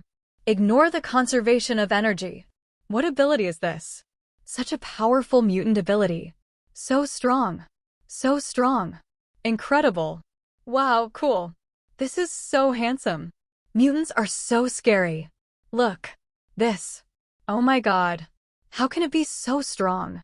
How is it possible? How is it possible? Yes, they were completely paralyzed on the ground in fear. Shi was so terrifying. In full view of everyone, the Iron Overlord was shattered to pieces. The super low temperature directly freezes this super alloy until it breaks into pieces. How terrifyingly low is this? If this were applied to people, wouldn't it freeze into powder? This. Not only Tony was so fierce that he swallowed his saliva, but everyone also did the same thing. They feel their throats are a little dry. Why? The air conditioning sucked in is too much. Tony was a little unbelievable. He simply didn't believe it. He knew that Shi was very strong. Killing hundreds of people was like trampling hundreds of ants to death, and he also had many abilities. But who can tell him that this is ridiculously strong? The Iron Overlord, who can do nothing about micromissiles, armor-piercing projectiles, and energy cannons, has become such a scumbag? What's wrong with me? Shi smiled at him, as if he had crushed an ant to death, not caring. In fact, he was already secretly feeling happy. This was a little bit more fun than just pretending. Haven't you seen the looks of fear all around you? That's enough. Tony took a deep breath and forced himself to calm down. It's nothing. I never expected you to be so strong. I don't even know how to describe such power. Among the mutants, you are the most powerful, right? Tony seemed to be complimenting Shi, but in fact he was inquiring about the mutants' background. Mutants are too low-key and only show up occasionally. They don't have any information, but many information files are in paper form. This kind of information is safe. In the online world, S.H.I.E.L.D. doesn't trust it at all. Just look at Jarvis and you will know that the SHIELD database is like Tony's back garden and can be invaded at any time.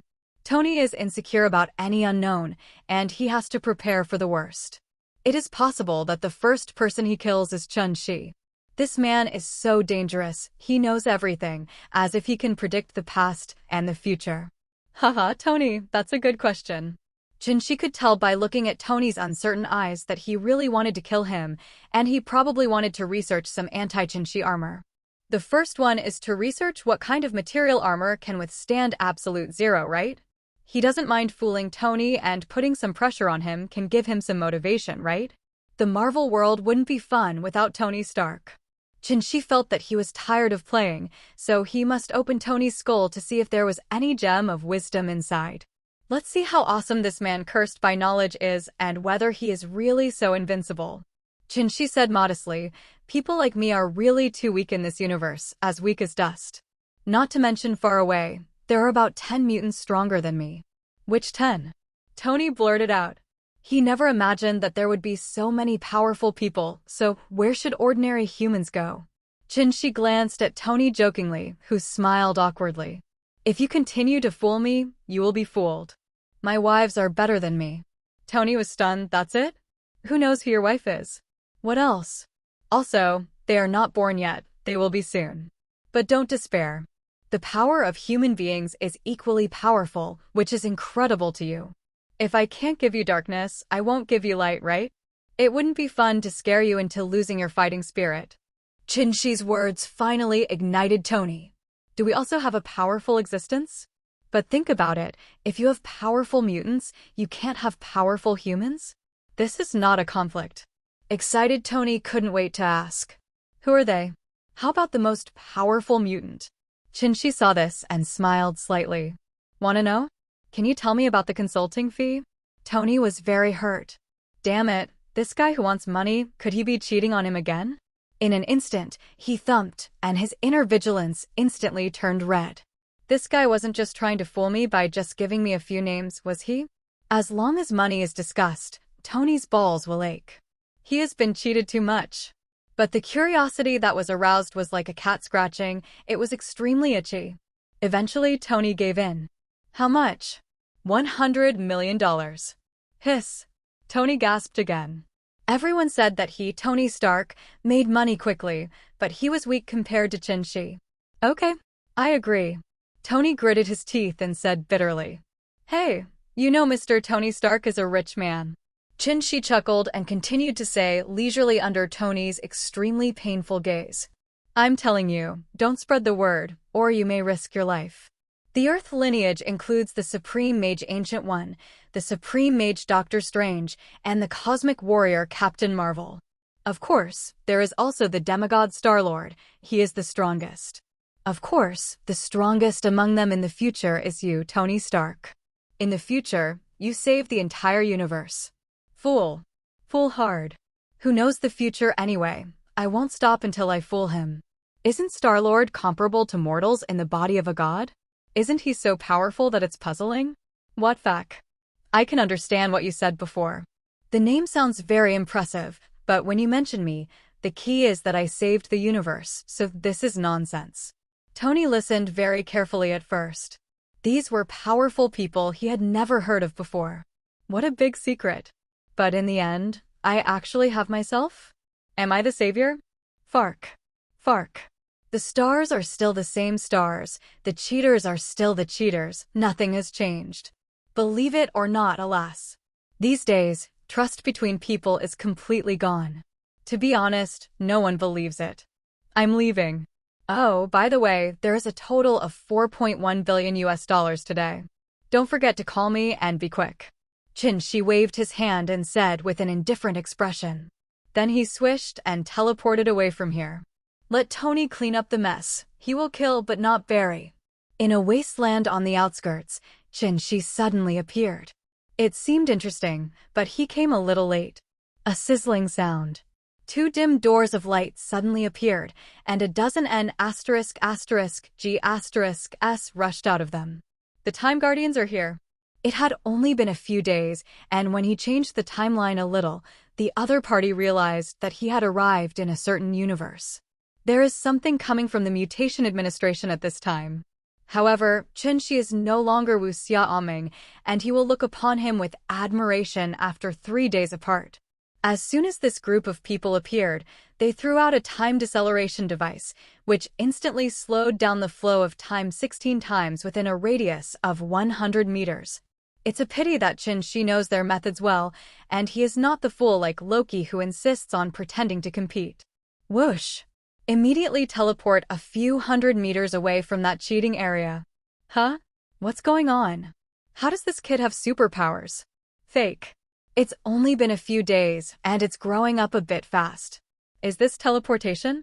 It shouldn't be. How could he do it? I can't understand. I can't understand. We must be dreaming. These guys can't help but hate each other. It completely violates scientific principles. Everything was like a dream. They were completely down. However, soon they could no longer speak, and their thoughts fell into eternal darkness. Because Qinshi takes action. Poor puppets, let me help you escape and end this miserable life. Please don't thank me, I am Lei Hong. They don't know what Qinshi is talking about, puppet? Sad? Liberated? They don't understand, but they don't need to understand. Because in their horrified eyes, they discovered that their teammates were slowly turning into ice sculptures, and then in their horrified eyes, bang, bang, bang, it exploded into a pile of powder and flew away with the wind. My hair is a meter thick, immeasurable heavenly lord. May you give birth to a good child in your next life. Looking at the evaporating time guard, Qinshi murmured softly. Is this the life of an ant? A game between big shots. They are not even cannon fodder. Ding, the host kills the elite time guards and gets 200 points of bioenergy. Ding, the host kills the elite time guard team leader and gets 500 points of bioenergy. Bite. A series of sounds sounded, and Qinshi gained a total of 2,500 points of bioenergy, which was a great harvest and a pleasure. Outside the multiverse, the alarm bells of the mysterious Time Variation Administration rang loudly, and the piercing sirens made the justice palpitate. Come here. Come here. What happened? She got up angrily and walked out, shouting. At this time, a gray ghost civilian employee hurried over and said out of breath, Sorry, Your Excellency, something happened to the universe numbered 199999. The entire team was wiped out while the time guards were capturing the time criminals. And in the Doomsday timeline of 2387, Loki once again killed our team of time guards. The more the guy talked, the more frightened he became, because the heavy breathing of the justice told him that his anger could not be suppressed and the volcano was about to erupt. Fark. Fark. These two bastards. Damn it. Damn it. The justice frowned and paced back and forth. After a few seconds, she suddenly stopped. Ignore Qinshi for now, use all your strength to capture Loki, and send people to Qinshi's universe to monitor him closely. We don't have to arrest him, but we can use others to discuss this annoying guy. After taking a deep breath for a long time, the chief judge suppressed his anger, calmed down, and issued the order. Yes, Your Honor. The person who came quickly agreed and left quickly. Staying for one more second would be torture. The justice looked at the back of the leaving guy and fell into deep thought. She had to make a choice. Qinshi was just a time criminal and had no intention of subverting the Time Variation Administration. But female Loki is different. She wants to overthrow the Time Variation Administration. She knows which is more important. Qinshi, I'll take care of you when I get my hands on it. The woman snorted coldly and disappeared slowly. Qinshi on the other side picked up the weapon left on the ground and smiled mysteriously. This thing is used for sneak attacks, but it is quite good. It is a good thing to be directly exiled to the Doomsday timeline. When he finished cleaning the battlefield, he sat down quietly. Because the real harvest comes. Ding, congratulations to the host for disrupting the plot of Iron Man 1, changing the fate of a series of people, and rewarding the host with 2 million points. Ding, congratulations to the host for disrupting the plot of Steel 1. The host is rewarded with an Umbrella Hive base. It has been placed in the system space for the host and can be withdrawn and placed at any time. Ding, congratulations to the host for disrupting the plot of Steel 1. The host will be rewarded with a bodyguard for android number 18 in the main world. Every time the system dinged, a smile appeared on Chinchi's face. Great harvest. Great harvest. This is giving money, giving equipment, giving it back to people. When did the system become so generous? Comfortable. Hey, system, what's going on? Return to the host. Every time you end a major plot, the system will calculate the reward based on the degree of damage to the host. Chinchi was immediately overjoyed and almost laughed. If that's the case, that would be great. Hee, let's break these guys down before we talk. This is completely in line with my own ideas. Step on people. Play with people. Take girls by the way and reach the peak of life. Let these NPC natives feel the fear of being dominated by themselves. System, let's summon android number 18 first. Brother, I have a bodyguard too, and a beautiful one too. Ding, as the host wishes, start summoning android number 18. As soon as the system finished speaking, a space crack appeared in front of Chinchi's eyes again. This time, it was no one else but a peerless beauty from the comics. This is android number 18. The system is based on the prototype of android number 18. She is the same as number 18 Emao in the comics, with short blonde wavy hair, charming big amber eyes, and a tall, sexy, and alluring figure. The ripples of light flowed between the movements, and the trembling movements were particularly moving. The system understood him and specially modified it. Chinchi also knew that this beautiful and charming woman was not just a vase. A powerful artificial person modified based on human beings. Due to the permanent energy furnace, she has unlimited energy. Her cells age very slowly, and she is not prone to aging. There is no need to eat, she only needs to add some water.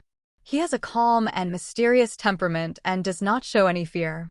However, he is also a bit stubborn and is not good at expressing his true feelings. He likes to provoke others with his words, but he actually has a heart that cares for others. She has a somewhat arrogant personality. She doesn't care about others on the surface, but she still cares a lot on the inside. Like an ordinary human being, she also likes dressing up and money. Just when Chinchi was looking at number 18 with great satisfaction, number 18 was also looking at him. Is this guy my master? I just don't know what his strength is. She was created by the system, and the memory is naturally from this world. There is no other memory. I saw him moving lightly, twisting his sexy waist and slowly approaching Chinchi, spitting fragrant orchid. Dear master, am I beautiful? As he spoke, Chinchi was pushed to the ground. With long white legs stretched across his waist, number 18 looked like a knight, staring at Chinchi with burning eyes. Chinchi swallowed hard. Did happiness come so suddenly? You are quite beautiful, but can you change the way you look? No. I like this. Number 18's beautiful eyes widened, and she refused with unusual force because she had already felt it. Next is her solo performance. But the stubborn female knight does not admit defeat and must face the difficulties. The sky is the quilt and the earth is the bed, and the moon in the darkness shines on the earth, adding a touch of mystery to the number 18. Of course, it would be perfect if the red handprints on the cotton hemisphere can't be seen. You go ahead and wash it, and help me clean it up as well. Chinchi condensed the water vapor in the air and turned it into a downpour, giving number 18 and himself a cold shower. Chinchi remained motionless, actually immersed in the system. This guy still had some discernment and didn't bother him when he was doing important things. Ding, the plot character number 18 has been detected. Please ask the host if he can extract his abilities. Since number 18 has multiple abilities, 1 million points are required to extract them. Withdrawal, isn't it just 1 million? Ding, host, please wait a moment, the ability is being extracted. The situation this time was the same as last time. The same slot machine appeared in front of him, with the ability of number 18 marked on it. Dance air technique, Qigong wave, super speed movement, Qi circle slash. Bio. Boom. Super speed moving icon explosion. Ding, congratulations to the host for gaining super speed. Do you want to extract the fusion now? Merge. Ding, fusion is starting, host please wait. Time passed, and the fusion was completed. Ding, the fusion is complete. Please feel it for yourself, the host. Chinshi closed his eyes and started moving at super speed. For a moment, the whole time seemed to stop and everything stopped moving. When Quicksilver started to move at super speed, the whole world seemed to have been pressed on the pause button, so this is how he feels now. Huh? What's going on? Strange. Master, do you also have the ability to move at super speed? Number 18 looked at Chinshi in shock. Bingo. That's right. I can do anything. Chinshi replied sarcastically. Wow, the master is so awesome. I admire you so much. Number 18 rolled her charming eyes, pretending to match her master's pretense. Super speed movement has no effect on people who also activate this ability, so number 18 is the same as usual. But everything within a kilometer radius of Chinshi was suspended. Is this a kind of time ability? The Flash can restart the universe, which is the result of extremely fast speed. I have acquired a very buggy ability again. No matter whether I am escaping or making a sneak attack, who can stop me? Teleportation and super speed movement, but he still lacks a sharp knife as a weapon. He also wants to stab someone with a knife. As an elegant man, he disdains speaking with his fists. Wolverine is good, and Wakanda is also good. We will go to them for friendly negotiations in a while. Chinshi murmured secretly, and it was difficult to detect. In a moment, he had already chosen the next victim. Seeing the evil smile on Chinshi's lips again, he knew someone was going to be unlucky again. Oh, I don't know which unlucky guy it is. Let me observe 3 minutes of silence for you. Amen. The two of them cleaned up the messy battlefield and prepared to go back. Only the downed patches of messy grass on the ground told of the intensity of the battle just now. It could be said that they were fighting each other to the death. System, open the properties panel. Chinshi did not teleport home with number 18, but walked slowly back along the road. Ding, the properties panel has been opened. The host can check it by himself. Host, Chinshi. Age, 22. Level, Peak of Earth. Physique, Frost Giant Physique. Ability, Water Control Level A, 10 kilometers range. Ice Type S Level, minus 150 degrees Celsius. Fire Control Level C, 500 degrees. Carbon Temperature Transformation, second to original Edmund and Vibranium. Teleportation Level A, Earth Range. Super Speed Movement A Level, 1,000 kilometers per second. Self-healing, non-fatal injury, healed within 1 minute. Items, Time Stone, Space Stone, Reality Stone, Power Stone, Mind Stone, Soul Stone. End pieces. An Umbrella Hive Factory. Subordinate, Android number 18. Points, 6.9 million points. Bioenergy, 3,850 points. No problem, great.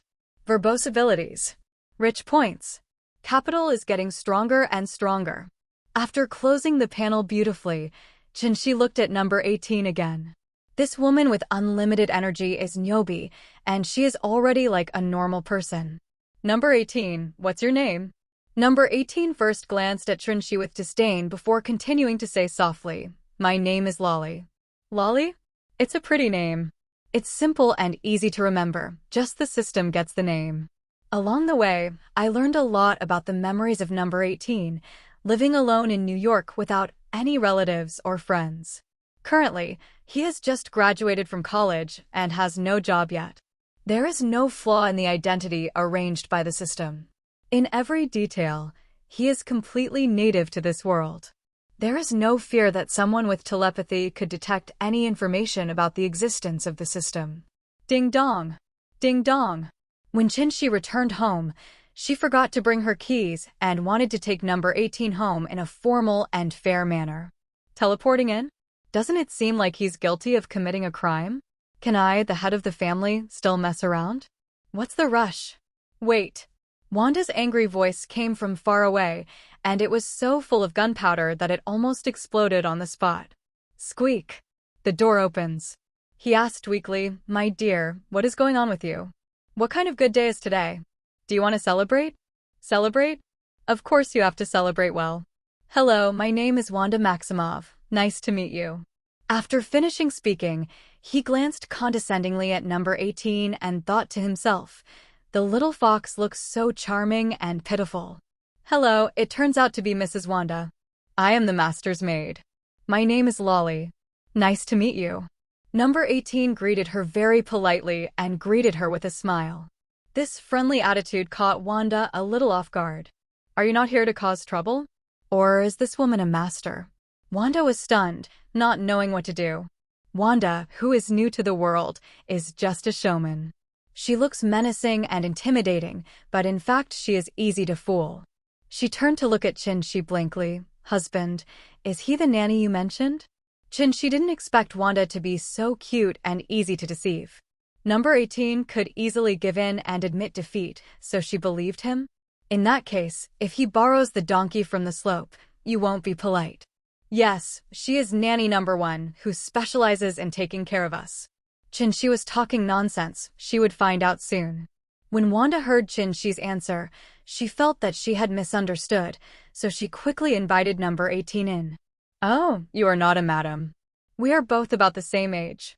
You can just call me Wanda, and I will call you Lolly. We will all be a family from now on.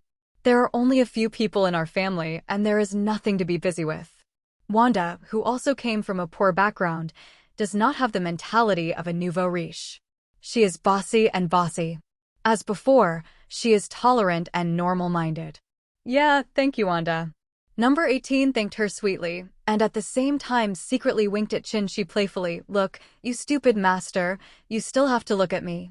Among women, especially those of the same age, the topics are all kinds of topics, including cosmetics, bags, clothes, and jewelry. You can always find so many topics to talk about that you can never finish them. Besides, time flies by and we must not cherish our cable time. She must let him know how powerful she is. Look, you don't have the strength to go out and look for this and that every day. Don't worry, it's no problem. Chin-Shi was overjoyed when he heard this and repeatedly promised, What's this? Wanda finished cleaning up Chin-Shi. Put your hands on your hips, you look like a great lady. Yes, yes, my lady Wanda. I was wrong. Wanda narrowed her eyes and nodded with satisfaction. Well, that's good, you know what's going on. Such a cute and charming Wanda made Chin-Shi couldn't help but rub her hair vigorously and comb it out. At noon, no one wanted to cook, so they simply ordered a lot of food and made do with it. After lunch, Chin-Shi checked and found that the money Tony owed him had arrived. It must be said that Tony's work efficiency was quite high. Lolly, let's go out with me. Chin-Shi shouted, and she was the only one holding up the scene. This Lolly was dressed in professional attire, and she really looked like that. She acted as her secretary, and her personality immediately came into play. Where are you going, master? The New York City government needs to do something. Oh, okay. In this free country, as long as you have money, what can you do? In the city hall, Chin-Shi brought Lolly here. However, Chin-Shi didn't say much. He just said that he had brought billions of dollars to buy a piece of land and build a playground for fun. In the end, it would be best to have ready-to-go bankrupt pharmaceutical companies with the convenience of these ready-made equipments. Of course, if he said it casually, others would definitely treat him as a joke, but based on Chin-Shi's luxurious clothes, mysterious temperament, and the balance in his bank card, he knew that the person in front of him was an uncle. Even the governor of New York State immediately trotted out, reaching out his hand and receiving him warmly from afar. Haha, Mr. Chin is really young and promising. Mr. Governor, you're welcome. I have something to ask for today.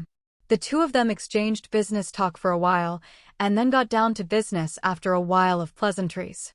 The governor smiled and asked, I wonder how much land Mr. Chin needs? We will try our best to satisfy him. The financial crisis has just ended, and countless companies have gone bankrupt around the world, especially in the United States. So now there are so many laid-off workers, but they are worried to death and they are always shopping for you. Who can bear this? I need a bankrupt pharmaceutical company or something like that. I am going to invest in a pharmaceutical company. The initial investment will be $5 billion and the subsequent investment will increase to $20 billion. Chin-Shi said it calmly, just like investing a few hundred yuan, but it really scared the governor. Are you telling the truth? The governor became excited, stood up suddenly, and asked nervously. Of course, it's necessary. Chinshi replied calmly. Haha, haha. Sir, you have really solved a large labor gap for us. Thank you. Thank you. The governor excitedly bowed to Chinshi. You're welcome. It's a matter of mutual benefit. Then please, Mr. Governor, help me contact several bankrupt companies. We will take all their land and equipment. No problem, I'll get back to you soon. The governor repeatedly assured him that this was a great achievement. Okay, I won't bother the governor. This is my business card. If you contact the seller, you can call me. I will ask the lawyer to sign the contract. Okay, Mr. Chin, don't worry. I can help you get it done tomorrow morning. How many bankrupt companies are waiting to be taken over now? The price is absolutely cheap. Okay, bye. Goodbye. The governor hugged Chinshi goodbye, but Chinshi quietly pulled out a piece of his hair. Chinshi drove number 18 to an intermediary company. This company is a professional salvage company. The information obtained from the online search is that they are very professional and have the highest ratings. However, their expertise also gives them the confidence to charge high fees, so asking them to do the same thing is much more expensive than the second-ranked one. Hi, sir, madam, welcome. How can I help you? As soon as I entered the door, a beautiful young lady greeted me enthusiastically. God is here. How can I not be enthusiastic? That's it. Go to the Arctic Ocean to catch a person. Chinshi got straight to the point and kept talking in a nonchalant manner, leaving the young lady at a loss as to how to answer the question. What? To fish for a dead man. After being stunned for a long time, she asked weakly. Yes, I will meet your boss and talk to him. Chinshi went on to say that this young lady is obviously not qualified. Okay, as you wish. Please come with me. The little girl shrugged and took Chinshi to find the boss. Boom. Please come in. A baritone voice came from inside, and the young lady pushed the door open and entered. Boss, this guest has big business to discuss with you personally. After speaking, he pointed at Chinshi and number 18, then poured them 2 cups of coffee before leaving. I wonder what I would call you, sir or miss. You can call me Baudillon. Chinshi. Laurie. After introducing ourselves to each other, we got to the point. Sir, miss, may I help you with anything, but I don't think you two are short of money. Bowen said with a smile. This was not a compliment, but just telling the truth. Observing words and emotions is a basic skill. Chinshi chuckled. Yes, we are indeed not short of money, but this matter is a bit difficult. It won't take more than 2 months to complete. Now Bowen became interested. Oh? We especially like things that are challenging. If you have any requests, sir, please feel free to ask. Chinshi also quickly put forward his request. That's it. I want you to find me a person who is frozen in the Arctic Ocean. I can confirm that he is not dead. Of course, the only task is to find him as soon as possible. The only information I can provide is that he crashed near an iceberg. There is no other information. After hearing this, Bowen fell into deep thought, and Chinshi quietly drank coffee and waited. In Bowen's opinion, the world is a bit crazy. Going to the Arctic Ocean to find a person frozen in ice? This is no different from finding a needle in a haystack. This task shouldn't be too difficult. Getting close to the iceberg? There are so many icebergs in the Arctic Ocean, so many fragments. They have to go and detect them one by one, which is a lot of work. When Chinshi was about to finish a cup of coffee, Bob made a decision. Sir, this job is quite challenging. We will take it. But the remuneration is quite high. We will dispatch hundreds of people, and we are not sure how long the work will last. It will take at least more than a month. Bowen paused and looked at Chinshi quietly, trying to see his expression. Chinshi naturally noticed. He took a sip of coffee and said slowly, Money is not an issue. You just set a price. When Bowen heard this, he gritted his teeth and said, Sir, I want at least $30 million in remuneration. When Bowen said this, he didn't know what to do. This was 2009, and this was a sky-high deal. But after considering the investment and risks, he felt that there was not much money to be made, and others might not necessarily spend so much. Unexpectedly, Chinshi didn't hesitate at all and nodded directly. 30 million US dollars is 30 million US dollars, but you have to help me find this person. Of course, I can't give you that person's photo now. I'll send it to you when you get nearby. I can also advance a deposit of 10 million US dollars to you. If you can, then sign the contract now. Qin boldness was beyond anything Bowen could have imagined. He was already prepared for the deal to fail or to bargain. There are so many rich people these days. Are they so tough? Okay, sir, he is really the most generous guest I have ever seen. Please rest assured that since you said there is, then there must be this person. Bowen smacked his flattery fiercely, trying to flatter him 1,000 times. How can such a rich man play tricks on him when he is full? That is impossible. If people say there is, then there must be. Qin didn't wait long here before a lawyer came over with 2 contracts. Qin signed the contract in a hurry. It's a pleasure to work with you, Mr. Qin. It's a pleasure to work with you, Boss Bao. After signing the contract, both of them shook hands with satisfaction. Bowen also wanted to stay with Qin for a meal, but Qin declined. He has made an appointment to take number 18 by his side and Wanda at home to go shopping tonight. Why don't we celebrate their harmony? We haven't even given them gifts yet. It's so inappropriate. At this moment, S.H.I.E.L.D. headquarters was not calm.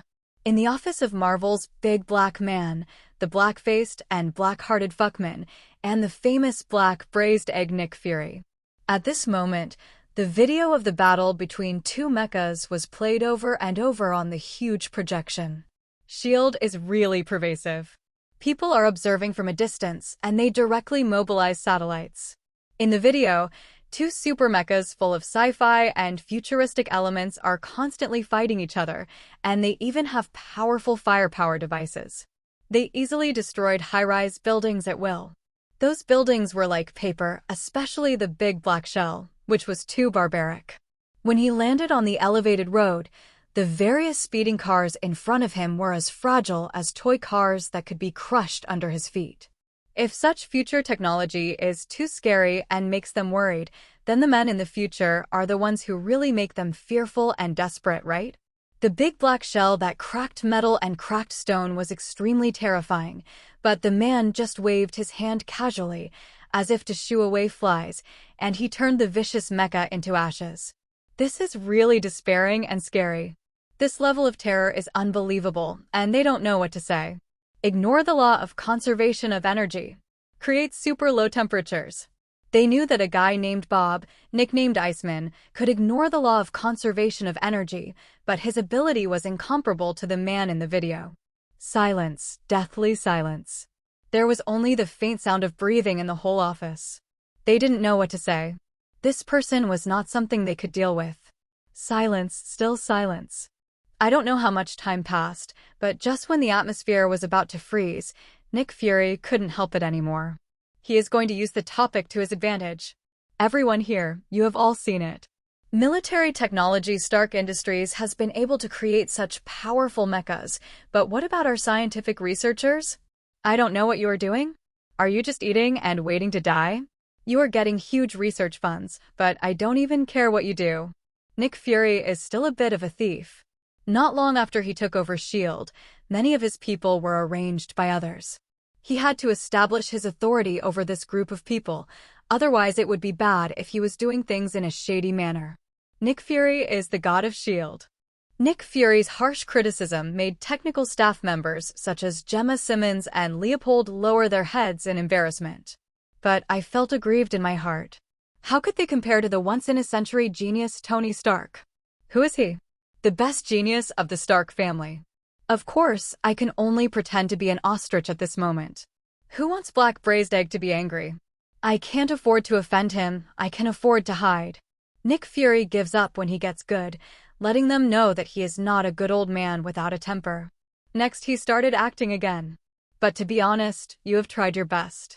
After all, Tony Stark's genius is obvious to all. Now your job is to study this kind of armor, starting with the exoskeleton armor. As long as you can produce results, I will certainly not hesitate to reward you. Promotions and salary increases are guaranteed. You will get as much from me as you pay. Of course, I will join forces with the military to put pressure on Tony and ask him to hand over our armor so that you can study it carefully and try to make it for us. I have to say that Nick Fury's heart is extremely dark. He even had no scruples in speaking out in public about his idea to rob Tony. And he said it as if he were taking his own things, with no concern at all whether Tony would sneeze at him or whether he would treat Nick Fury like an onion. Hit a stick and give me a red date. As a superior, the black-hearted braised egg Nick Fury is also very good at playing. This is just the first step, there is more to come. And the agents in our bureau, it's been half a month since she showed up, right? I'm just asking, what did you get? Why didn't I receive any useful information? Apart from sleeping, what takeout I ordered, where I went, and what I did, there was nothing specific at all that was useful. I'm giving you half a month to keep an eye on him, who he met with, what he talked about, and what specific actions he took. If you still can't get useful information, all of your agents above level 5 will have their vacations canceled this year, and their bonuses will be canceled. If that doesn't work, you can quit the Strategic Homeland Defense Attack and Logistics Support Agency. At this point, Nick Fury was already very stern, and the fierce one-eyed dragon looked deeply at everyone. Everyone who was swept by him lowered their heads, and no one dared to look at him, as if they were impressed by his power. Nick Fury was also very satisfied with everyone's reaction, and couldn't help but feel a flash of pride. Look. We are also very D like. Little did they know, 80% of the people here were members of Hydra. They simply turned a deaf ear to his words and did not dare to look at him. They were indeed harboring evil intentions. He withdrew his gaze with satisfaction and regained his composure. You all get out. Coulson, Natasha, Barton, please stay for a while. Swish, swish, swish. Except for Nick Fury, who was left alone, everyone else left. They wished they could leave as soon as possible. It was so depressing here. What is left in the office now is his core, that is, Lu Dan can have 30% of his trusted confidants. According to Nick Fury's character, being so tall is already as high as the sky. Level 9 agent, Maria Hill, airship commander, has always been S.H.I.E.L.D.'s invisible second-in-command. I am a mature, cool, and beautiful girl with a good figure. Level 8 agent Phil Coulson, the village chief of the Novice Village in the Marvel Cinematic Universe novels, has the image of a good old guy, but good guys are a bit short-lived.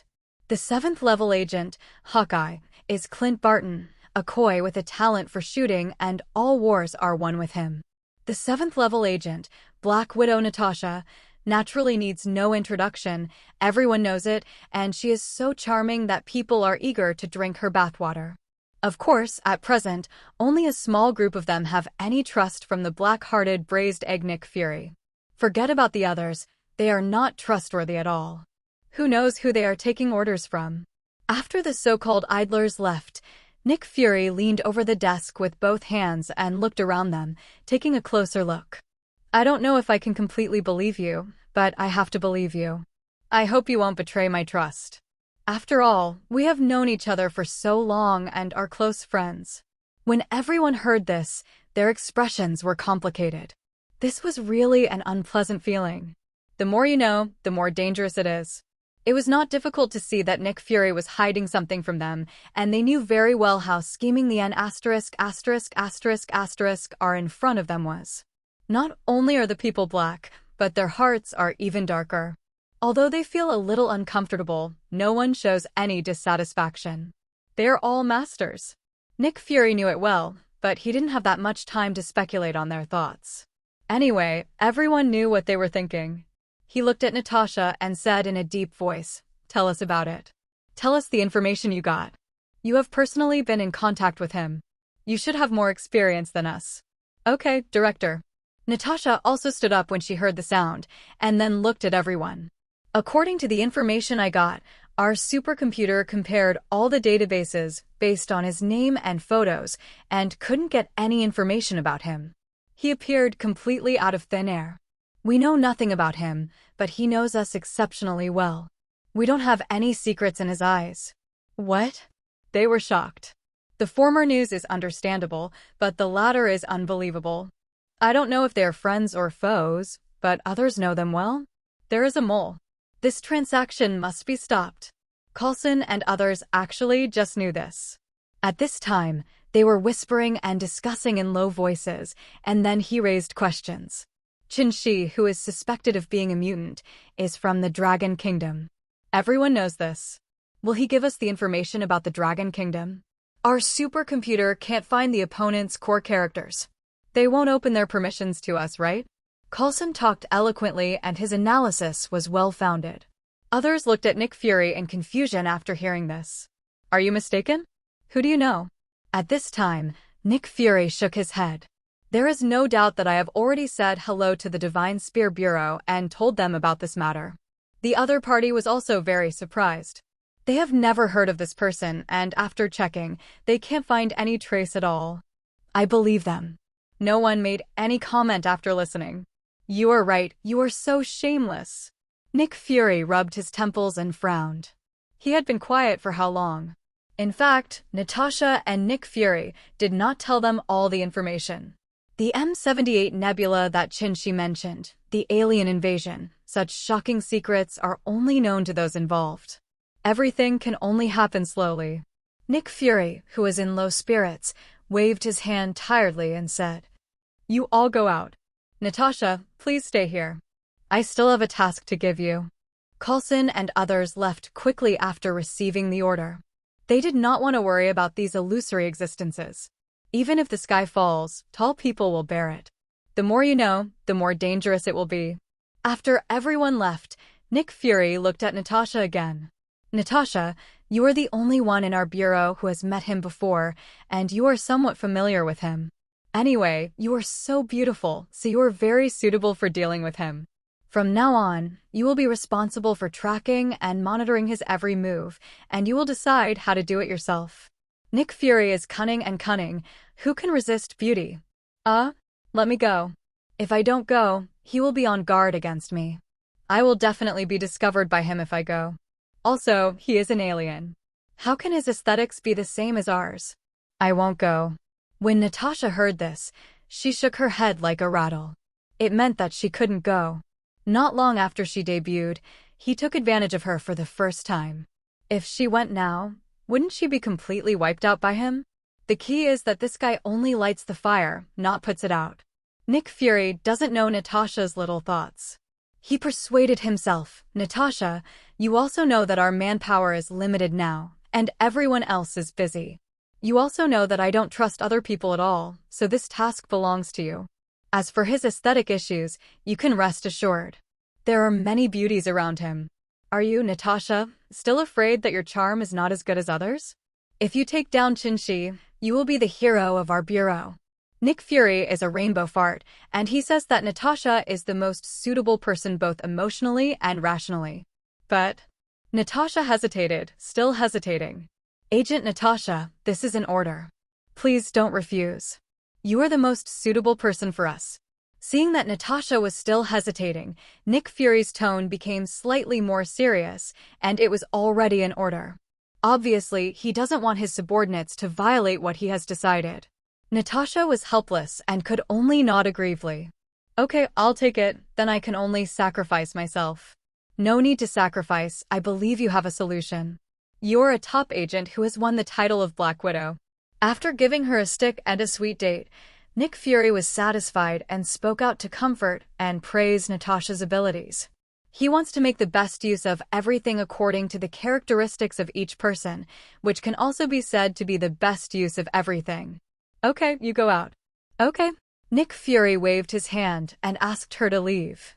And after Natasha turned around, the embarrassed look on her face suddenly disappeared completely. She is called a face-changing master. Nick Fury didn't know that at this moment Natasha turned her back to him with a sarcastic smile and left. It seems that she has made a choice, and now Nick Fury's decision is just what she wants, not too smooth. The next morning, Bowen also called, saying that they were ready, bringing a total of 6 modified small freighters and 300 people. And they will always use satellite phones to keep in touch with Qin and will notify him if anything happens. Okay, I look forward to your good news. I will send the approximate location to your mobile phone, and you will search for it for more than 10 kilometers near that longitude and latitude. Chinshi told Bao and's team the approximate location he saw in the movie, and there should be no problems. Okay, sir, let's go then. Goodbye. Goodbye. Hope everything goes well. Chinshi looked out the window and murmured. After putting away the phone, Chinshi suddenly remembered something. It would be more suitable for him to buy a big SUV. It was troublesome to go shopping last night. The Lumbo is cool, but it can only seat 2 people. How is this possible for a warm-hearted man like him? You can tell by just counting your fingers that there should be around 70 or 80 heroines in this world, right? Let the sunshine of love shine on all living beings. Wanda, Lolly, shall we go shopping for a car? Don't go. Wanda has a lot of personality and is a homebody. Master, I will accompany you. She was very considerate on the 18th and said sweetly immediately, Hey, it's better for me, Lolly, let's go. Chinshi pinched her little face with a smile, deliberately edging Wanda, this arrogant girl. Yes, I will give it to her several times at night. I am too lazy to talk about you two. Wanda also counterattacked unceremoniously. It's just that she feels miserable. She really can't do it. She will completely collapse in an hour at most. Who knows how Lolly is so strong? You will know later, let's go. Chinshi smiled proudly, took number 18 and left. Rambo roared and flew towards the city center. BMW Fourth Sun Store can be considered a luxury brand, and for Chinshi, the idea of German cars is deeply ingrained. Hi, isn't this Mr. Chinshi? Do you have a car you like? I am a gold medal salesman. Do you want me to help you with your advice? As soon as I walked in, a charming voice seemed to reach deep into my soul. Looking up, Chinshi saw a pair of big killers. Ouch! Who is this? The widow who lets people drink the bathwater. Stop, don't hug me. I'm a timid person. Don't hug me and twist like this. I'm afraid of making a mistake. Chinshi was seen hurriedly trying to stop Black Widow's unusually intimate hug. It's just that familiar taste, familiar recipe, and skillful method of grinding soy milk. It just didn't seem to work, so Chinshi naturally enjoyed the VIP treatment with peace of mind and looked at Natasha's pretty face with a smile. I said, what's going on with you? Is this a new mission from your bullshit bureau? You actually came here to do this job? Are you a part-time beauty? Natasha resisted this guy and rubbed Zayadudu's arm, and then remembered the part-time beauty sentence. What does this be asterisk asterisk asterisk asterisk asterisk do you want? What do you mean? Does he look down on people? At this time, Chinshi spoke again. I'll contact you to change the name to Shield. How easy is it to remember? Natasha was stunned. What the hell is this guy? The topic changed a bit too quickly? However, this criticized long name is indeed too cheap and too tacky. Mr. Chen is right. We've had enough of the lousy name of the Strategic Homeland Defense Attack and Logistics Support Agency. I think Nick Fury will consider your suggestion. Natasha said in a sweet and serious voice. Don't you know the reason why I come here to work? I am a woman. Just say what you said. Why are you hugging me so hard? Chinshi said it was too much. Such a good thing is just a sugar-coated bullet, and it is definitely not good. It scared Chinshi. Is this goblin planning to cause trouble? He quickly struggled lightly, but unfortunately Natasha hugged her too tightly and couldn't break free. But it was Natasha's hum that reminded him, why is this girl's face so red? What, are you going to take off? My hair is a meter long. I have long since stopped caring about worldly affairs and abandoned all desires. Wuliang, that heavenly lord, has seen through the mortal world and is ready to take refuge in the 3 jewels. Please ask the female benefactor to let me go. When the situation was not good, Chinshi quickly chanted sutras and chanted Buddha's name, always reminding himself to hold back, and forcefully quenching his thirst would not work. Natasha is too old. Just take advantage. Chinshi muttered a lot in Wuxia. Even if Natasha was proficient in Wuxia, she still wouldn't be able to understand this mess of tongue-twisting novel terms. He couldn't help but give Chinshi a fierce look with his charming big eyes. He must be pretending to be a gentleman again. But Natasha was already ready to agree to Chinshi's conditions. She would not be fooled by jokes like this. To become stronger, she had to do this. I can only feel sorry for S.H.I.E.L.D., and Nick Fury is not a good guy. He has not fulfilled his promise until now. The promised infinite formula has been delayed for 2 years. After thinking about it, she became even more unwilling to give up and hugged Chin-Shi's arm tightly and acted like a baby. You have to pay for what you get. This B**************** D is really cheap. It's just this little friction that makes me angry again. She got angry herself, and Chin-Shi also shouted that it was too much. Ahem, don't rub it. It's dry and dry. It's easy to get angry. Unable to break free, Chin-Shi had no choice but to surrender. When faced with such a sugar-coated bomb, he had no choice but to eat it first as a courtesy. Forehead hair. Chin-Shi quickly changed the topic. Ahem. Let me ask you, are you selling cars here? Are you waiting for me here specifically? Chin-Shi looked at this woman suspiciously. He was actually 100% sure that she was waiting for him specifically. Here it comes. This is what Natasha was waiting for. She immediately turned pitiful, blinked her big innocent eyes and sighed deeply, as if she could no longer live her life. We women spend a lot of money. I have to do beauty care and buy nice clothes and bags. You know Nick Fury, that black-hearted guy, he's a total loser. How about you accept me? Anyway, one more of me is not much. You already have 2 women. After speaking, he slowly raised his head and stared at Chin-Shi with shining eyes. She is waiting for an answer. After Chin-Shi heard this, he rolled his eyes. There was no truth in this girl's mouth. How could she be short of money? Chin-Shi knew that this was surrender, and she decided. But in order to tease her, Chin-Shi turned to look at the little maid number 18 on the other side. Dear little maid, Natasha is so pitiful. How about we take her in and make her your little maid? Number 18 rolled his eyes, damn it. He wanted to find a reason. However, she still cooperated and said, this little sister is so pitiful. It's okay if the master takes her in, and she can be a common room girl at night. Natasha didn't know what the intercourse girl was, but she knew that Chin-Shi had taken her under his wing. So she also glanced at number 18 gratefully. Thank you, sister. They were playing riddles here, and others only heard a general idea. Anyway, they were a rich young man who married a beautiful woman. All the male customers in the Fourth Sun shop looked down and paused. They stared at Natasha motionless as soon as they entered the door. I have never seen such a beautiful woman before, but such a seductive stunner is an advantage for the younger guys. If I had known they would have taken action, wouldn't it be just maintenance? They have a lot of money. Regret. They should be glad they didn't take action, otherwise Natasha wouldn't mind a few more eunuchs in the world. Chin-Shi looked at these guys who were eager to rob and smiled disdainfully. Why is the famous Black Widow my nanny? You weaklings can only be envious and jealous. I just like the way you can't stand me and can't kill me. Hey. After Natasha thanked number 18, she turned to look at Chin-Shi. Oh my boss is so awesome. I love you so much. Give me a kiss. While she was talking, she was jumping and twisting while hugging Chin-Shi. Isn't this a foul? She is a big star in the movie. She is living in front of her. Although Natasha is sexy, charming, and has a hot figure, her age makes people confused.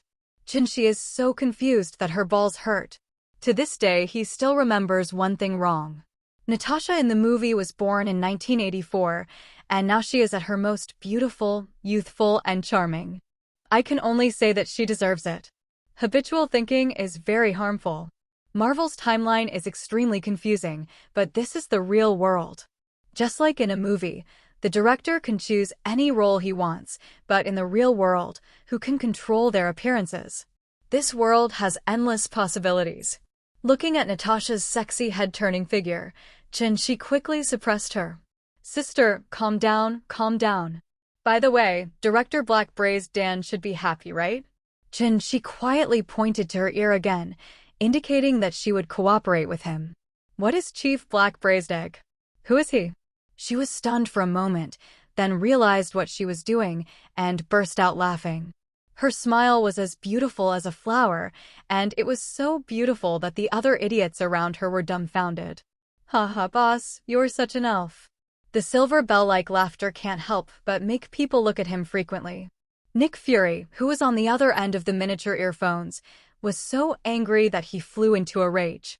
His face, which was originally dark, now looked like black coal. Of course, if you don't look closely, you won't be able to tell. It's just like that. F asterisk asterisk KF asterisk asterisk K. Don't he know that it's extremely unqualified to make fun of someone else's appearance? Chinchika made Nick Fury so angry. He also knew clearly that this nickname would definitely spread from now on. When I thought about it, my face suddenly turned darker. Natasha, don't laugh. Your mission started very smoothly, so I won't say more to you. By the way, don't use this crap in the future. People will know that we use this to communicate. Also, this matter is not allowed to be spread to outsiders. Nick Fury said angrily. What's going on? Director. Natasha asked knowingly.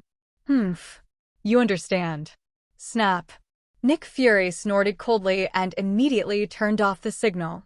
He is going to be so angry that he will probably be with him for the rest of his life. Just thinking about it makes me want to die.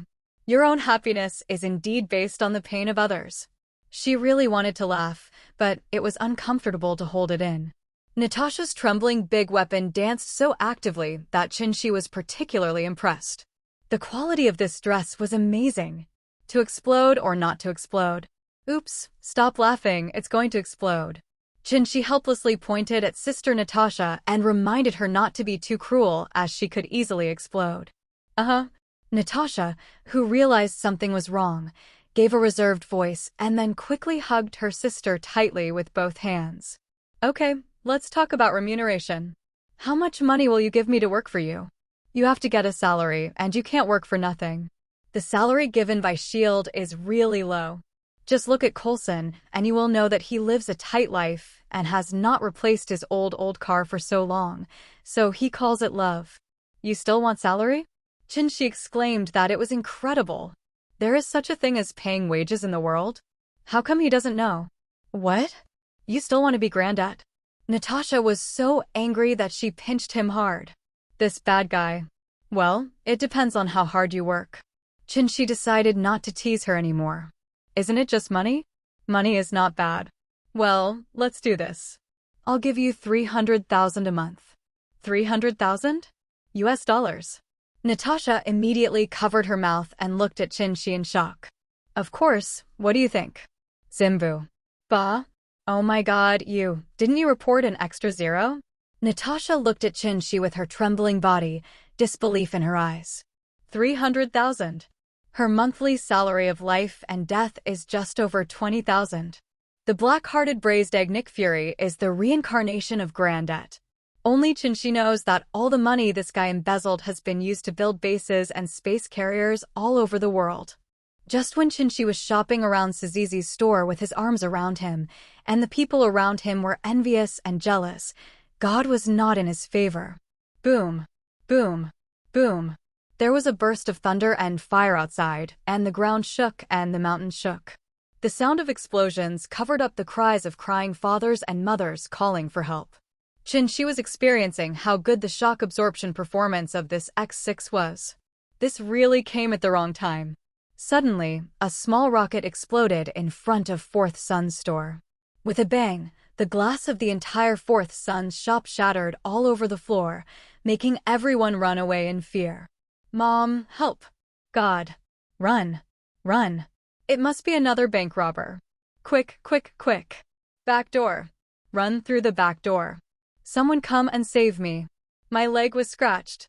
For a time, the entire Fourth Son store was in chaos, with customers everywhere shouting at each other and shouting at each other.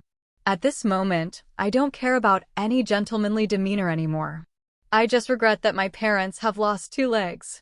As long as you run faster than others, you won't be the one who dies. Mad? This is a free country? Great. There really is no day in peace. Doesn't it feel good to go one day without shooting sky? The good mood was ruined. Chinchi cursed and walked out of the car unhappy. Damn it, it is indeed the masterpiece that saved Marvel. It directly activated the world. The curtain of the Marvel Cinematic Universe was opened by Tony Stark, and all the characters appeared. This is the world of great strife in the novel? People and ghosts all come to show off their existence. However, Chin-Shi is naturally a talented person and bold, and the hail of bullets is like playing house in his eyes. At this moment, Natasha's face was gloomy, her appearance completely changed, from a charming fox to a Charlie's Angels. At critical moments, become calm and decisive. Natasha immediately took out her gun and fired a warning shot into the air. Everyone calm down now. I am an FLB CIA agent. The situation is urgent now. There are bullets and bullets outside. The more panic you get, the more dangerous you are. Everyone should leave from the fire escape in an orderly manner. Upon hearing the presence of official agents, the panicked crowd was immediately brought under control, followed the arrangements, and chose to leave in an orderly manner. It has to be said that having a background is easy. Natasha is calm, commanding well and unhurried, which makes Chin-Shi take a high look. Why did such a sassy widow receive a box lunch? She died when everyone was resurrected. It was so unfair, and how many people were upset. No one in the Marvel world understands her mind. She seems unscrupulous and extremely complicated at the same time. No one understands what she does. And no one could have imagined that Natasha, who was so murderous, would finally lift Thor's hammer, which represented justice, and that was enough. Boom. Boom. Chirp. Boom. Another powerful rocket exploded outside the door. This time it seemed to be more powerful. The explosion destroyed the surrounding buildings, cars, flowers, plants, and trees. This time, the powerful Lembo driver, who had not even driven a few times when Chin-Shi also died in the smoke. Chin-Shi's face suddenly darkened. He was so deceitful. I didn't even think about doing anything to you, but you actually bullied me. I'm looking for death. Chin-Shi is angry, which means someone will die. Lolly, let's go out and see what kind of blind guy is so arrogant here. Give him a ride. Okay, dear master, it's me this time. I haven't done anything yet. Seemingly sensing Chin-Shi's anger, number 18 was also angry. At this moment, helicopters, tanks, and armored vehicles are all falling outside Fourth Sun store. Is this a rebellion? Who can have such a large formation, and no robber can mobilize such a large number of troops, right?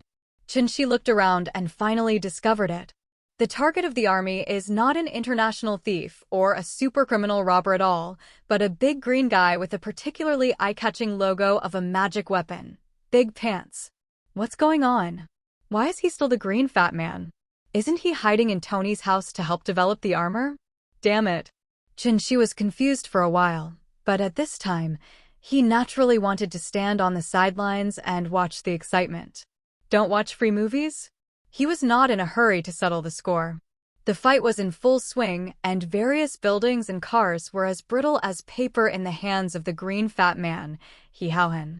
The art of explosion. At this time, while others were hiding far away for fear of being affected, a man excitedly rushed to the edge of the battlefield with an extremely beautiful woman who looked like she had stepped out of a comic book. Just listen to him shouting excitedly. Well done. Banner, come on. Kill this disgusting guy abomination. Damn it, you hate it, don't you have an IQ? Go up and choke the fat green guy. There is a ready-made boxing glove like a car nearby. Grab him and hit him on the head. Chin-Shi was watching the excitement and cheering without taking it too seriously. Everyone who saw it was speechless. This madman has a girlfriend? Damn it. Let him pretend. Humph, let's see how you die, let you pretend. Die. You die to labor. Chin-Shi's voice spread so far that Hulk, who was on the battlefield 100 meters away, didn't recognize Chin-Shi. At that time, Chin-Shi transformed into Colossus, and only a ghost could recognize him. Although Hulk was a little kid with an IQ of only 7 or 8 years old, he understood after hearing Chin-Shi's cry. This is an extremely flexible fat paper. He can grab a truck with just a swish, regardless of whether it will explode or not. Such a sting. The truck was as fragile as paper in Hulk's hands and was torn in half. Hulk holds the front of the car with his left hand and the cabin with his right hand. These boxing gloves are quite good. It's so powerful. Chin-Shi had to admire the scene. The Marvel world is the Marvel world. Nothing needs a reasonable explanation. People just don't explode. The battlefield is changing rapidly. The armed Hulk is so confident that he raises his hand and punches Abomination in the face. A set of tortoise punches hit Abomination with no backhand power, and even caused Abomination to vomit disgusting yellow blood. Hulk's behavior really echoes the old saying. This means that there is no way to win, but there is a way to win. As Lao Xing said, there is no way to do this. How to break it? The Hulk's tortoise punches with sparks and lightning were all the way to greet hatred. In the end, sparks hit the earth and ignited the gasoline all over the ground. Boom, boom, boom. Damaged and intact cars on the roadside exploded one after another. The special effects were explosive. Fire shot into the sky. The special edition of the American blockbuster on site made Qin-Shi extremely addicted. Explode. Explode. Boom. Boom. Hundreds of cars filled the streets and alleys, creating the ultimate explosive blockbuster effect. The hatred that was knocked unconscious by Hulk's bastards seemed to be awakened. Is this dissatisfied weapon? Although the power of Abomination and Hulk is very different, Abomination is an adult in monster skin, and Hulk is an alternative child with impressive IQ.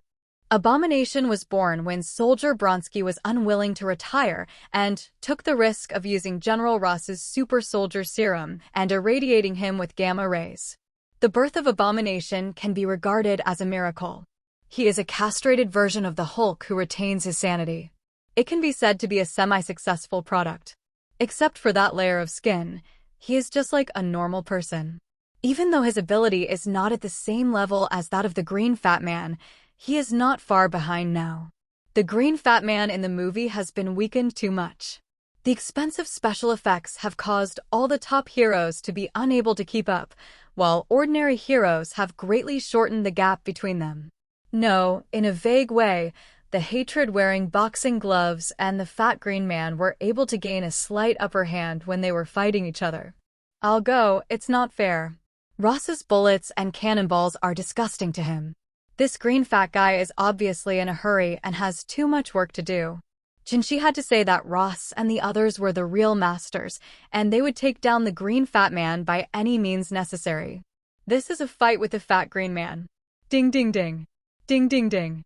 The bullets rained down on the Green Fat Man's body like a steel plate.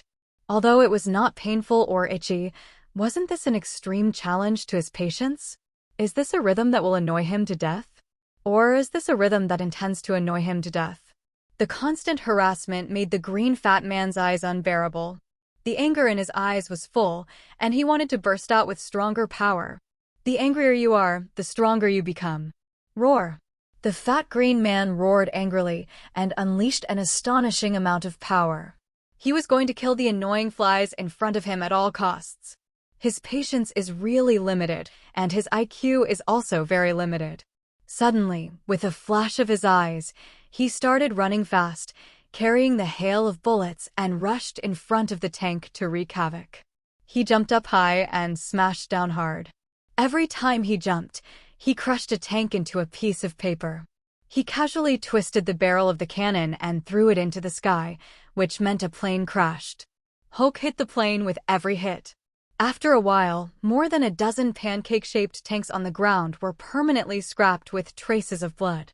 The cars, motorcycles, streetlights, telephone poles, etc. on the roadside all became his cannonballs, hitting the helicopter in the sky. Bayou, bayou, bayou. Chirp. A few more unlucky helicopters were shot down by the Green Fat Man's invincible ion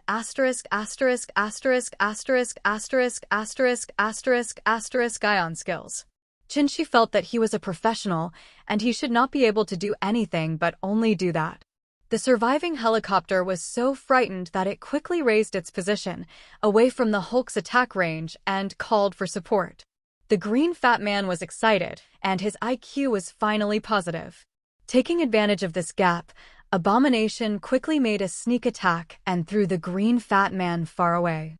Then he accelerated and jumped up high to crush the top of the mountain. Boom! At this moment, the Green Fat Man was directly driven into the ground more than 1 meter deep, and dust suddenly flew up. He was ready to elbow the Green Fat Man on the head with unreasonable hatred.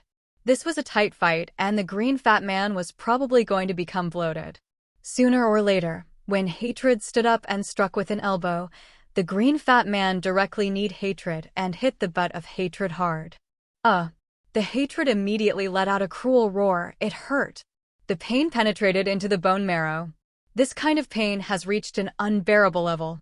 If there is anything that is 10 times more painful than Ling Chi, it is his current pain in the balls. Hatred has heard a cracking sound. The egg is broken. The green fat man's 800 tons of power. Even if he folded it in half in a hurry, it would be a knee strike. Even a titanium alloy egg cannot withstand such a collision. How else can we say that true knowledge comes from actual combat? Liu Peng learns and applies it flexibly, and he gains wisdom every time he learns. In desperation, he suddenly remembered the trick Qin Shi used on him. Roar. The green fat man is really happy like an 800-pound fat man. The situation on the court caught Rose off guard. The green fat man was really a tough nut to crack. General, what should we do? Now Abomination is no match for the Hulk. Should we use missile attacks? Seeing that the Hulk could no longer resist, they began to request the use of heavy weapons to blow him unconscious. As for the civilians? The damage caused? Sorry, this is what you deserve. They dare to launch atomic bombs on New York. What else can they not dare to do? If you die unfortunately, I can only blame you for remembering it. Anyway, you're here to watch a show and watch someone die.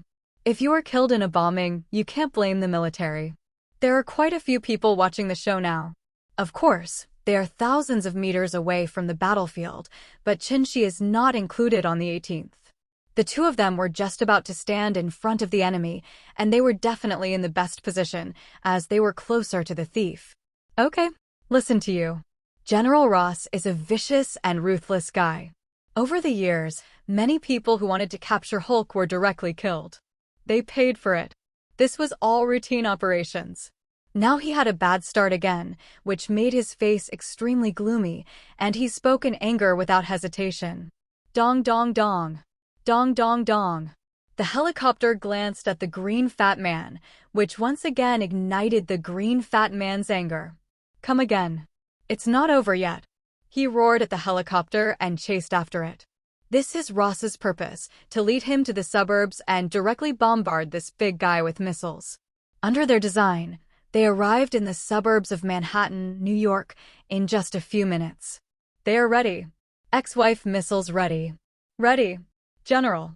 Emission. When General Ross gave the order, an ex-wife missile carried by a certain helicopter was launched directly. It drags its long white tail and roars in. Fake. Fake. This is a missile. Madman. Is the military crazy? This is New York. We're going to sue him. Sue him. FARC. Oh my God. Help. Are there no people in the suburbs? No, there are also small wild areas in the suburbs, but the losses can be reduced to a very low level. Of course, there were also onlookers here, and they were so scared that they cried. This is so crazy. Some of them cursed. But the vast majority of people have fallen into despair and fear. Even if you don't die, you will still be shocked to the point of bleeding to death. This is not a simple explosion, but a too strong shockwave. It was too late to regret. There was nothing but fear and despair in his eyes. There were many people who were so scared that they peed their pants. Even Qin Shi was shocked. F***K.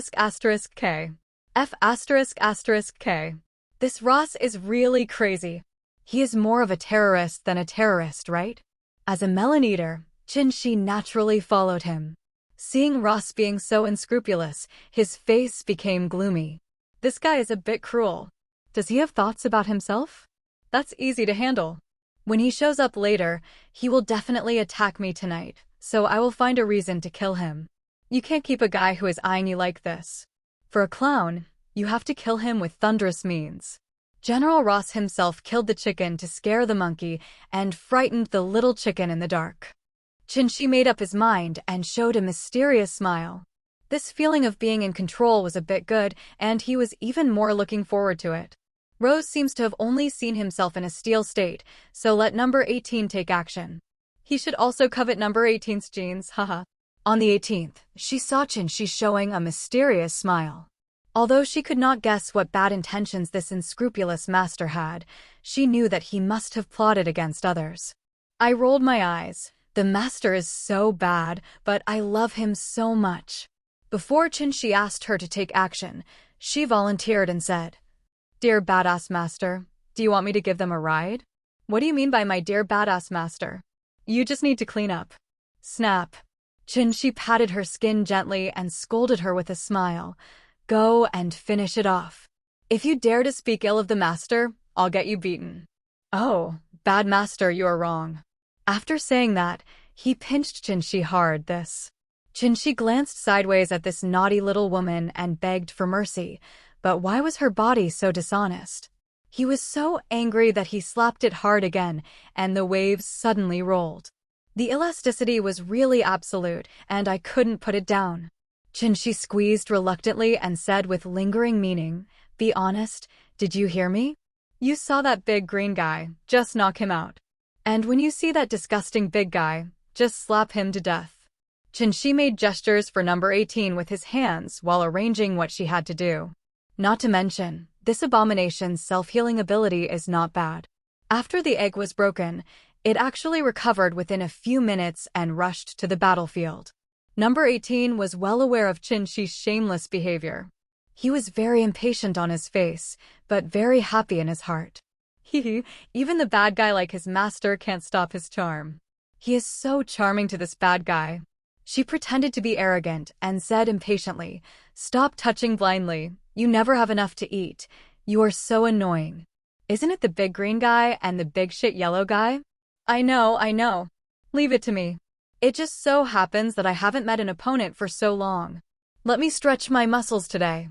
After speaking, number 18 twisted her fingers, crooked her neck, and spoke coquettishly, full of eagerness to try.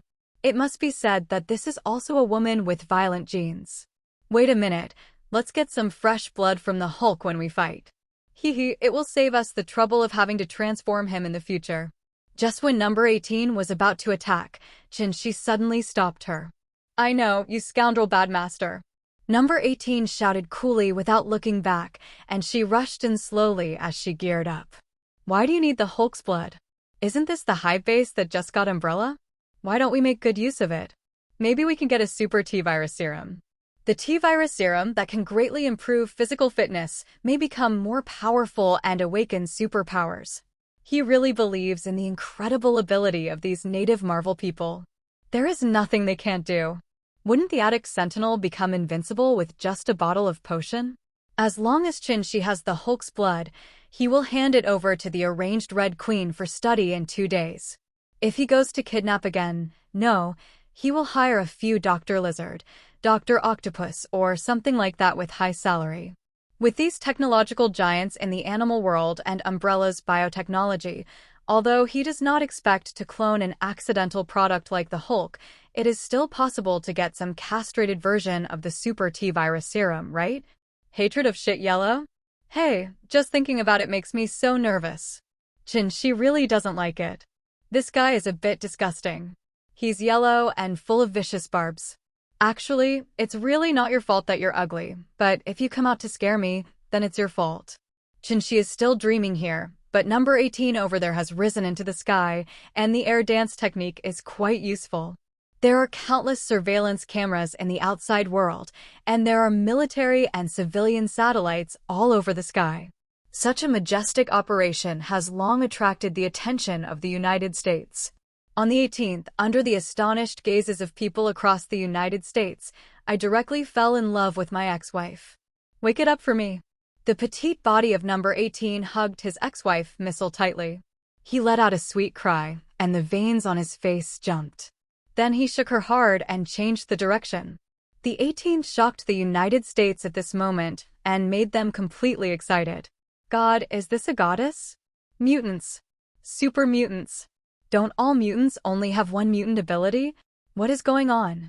Oh my gosh, this woman reminds me of a guy, a total crazy mutant. You mean Magneto? No, she is far worse than Magneto. No, she's a superhero. She's saving civilians. Wow, so cool. What a handsome heroine. Whether it was live or on TV, the melon-eating crowd in front of the computer burst into strong cheers. They were celebrating the 18th, and the roof almost fell over. More people jumped on the sofa, table, and chairs and yelled loudly. This is free America, a crazy country that extremely worships individual heroism. Beauty, hero, mutant, war, save the world. Any element can make people's hearts beat faster and make them excited, not to mention the combination of these exciting elements. Just then. What? Look. Virgin Mary. Oh my God, this totally crazy woman. She's a superheroine. Ha ha. Well done. I like this bad temper. Yes, that's right. Kill these criminals who don't care about the lives of civilians. Oh God. How dare she? How dare she? This is contempt for the military. Yes, that's right. Number 18 held his ex-wife's missile and flew straight towards a helicopter at high speed.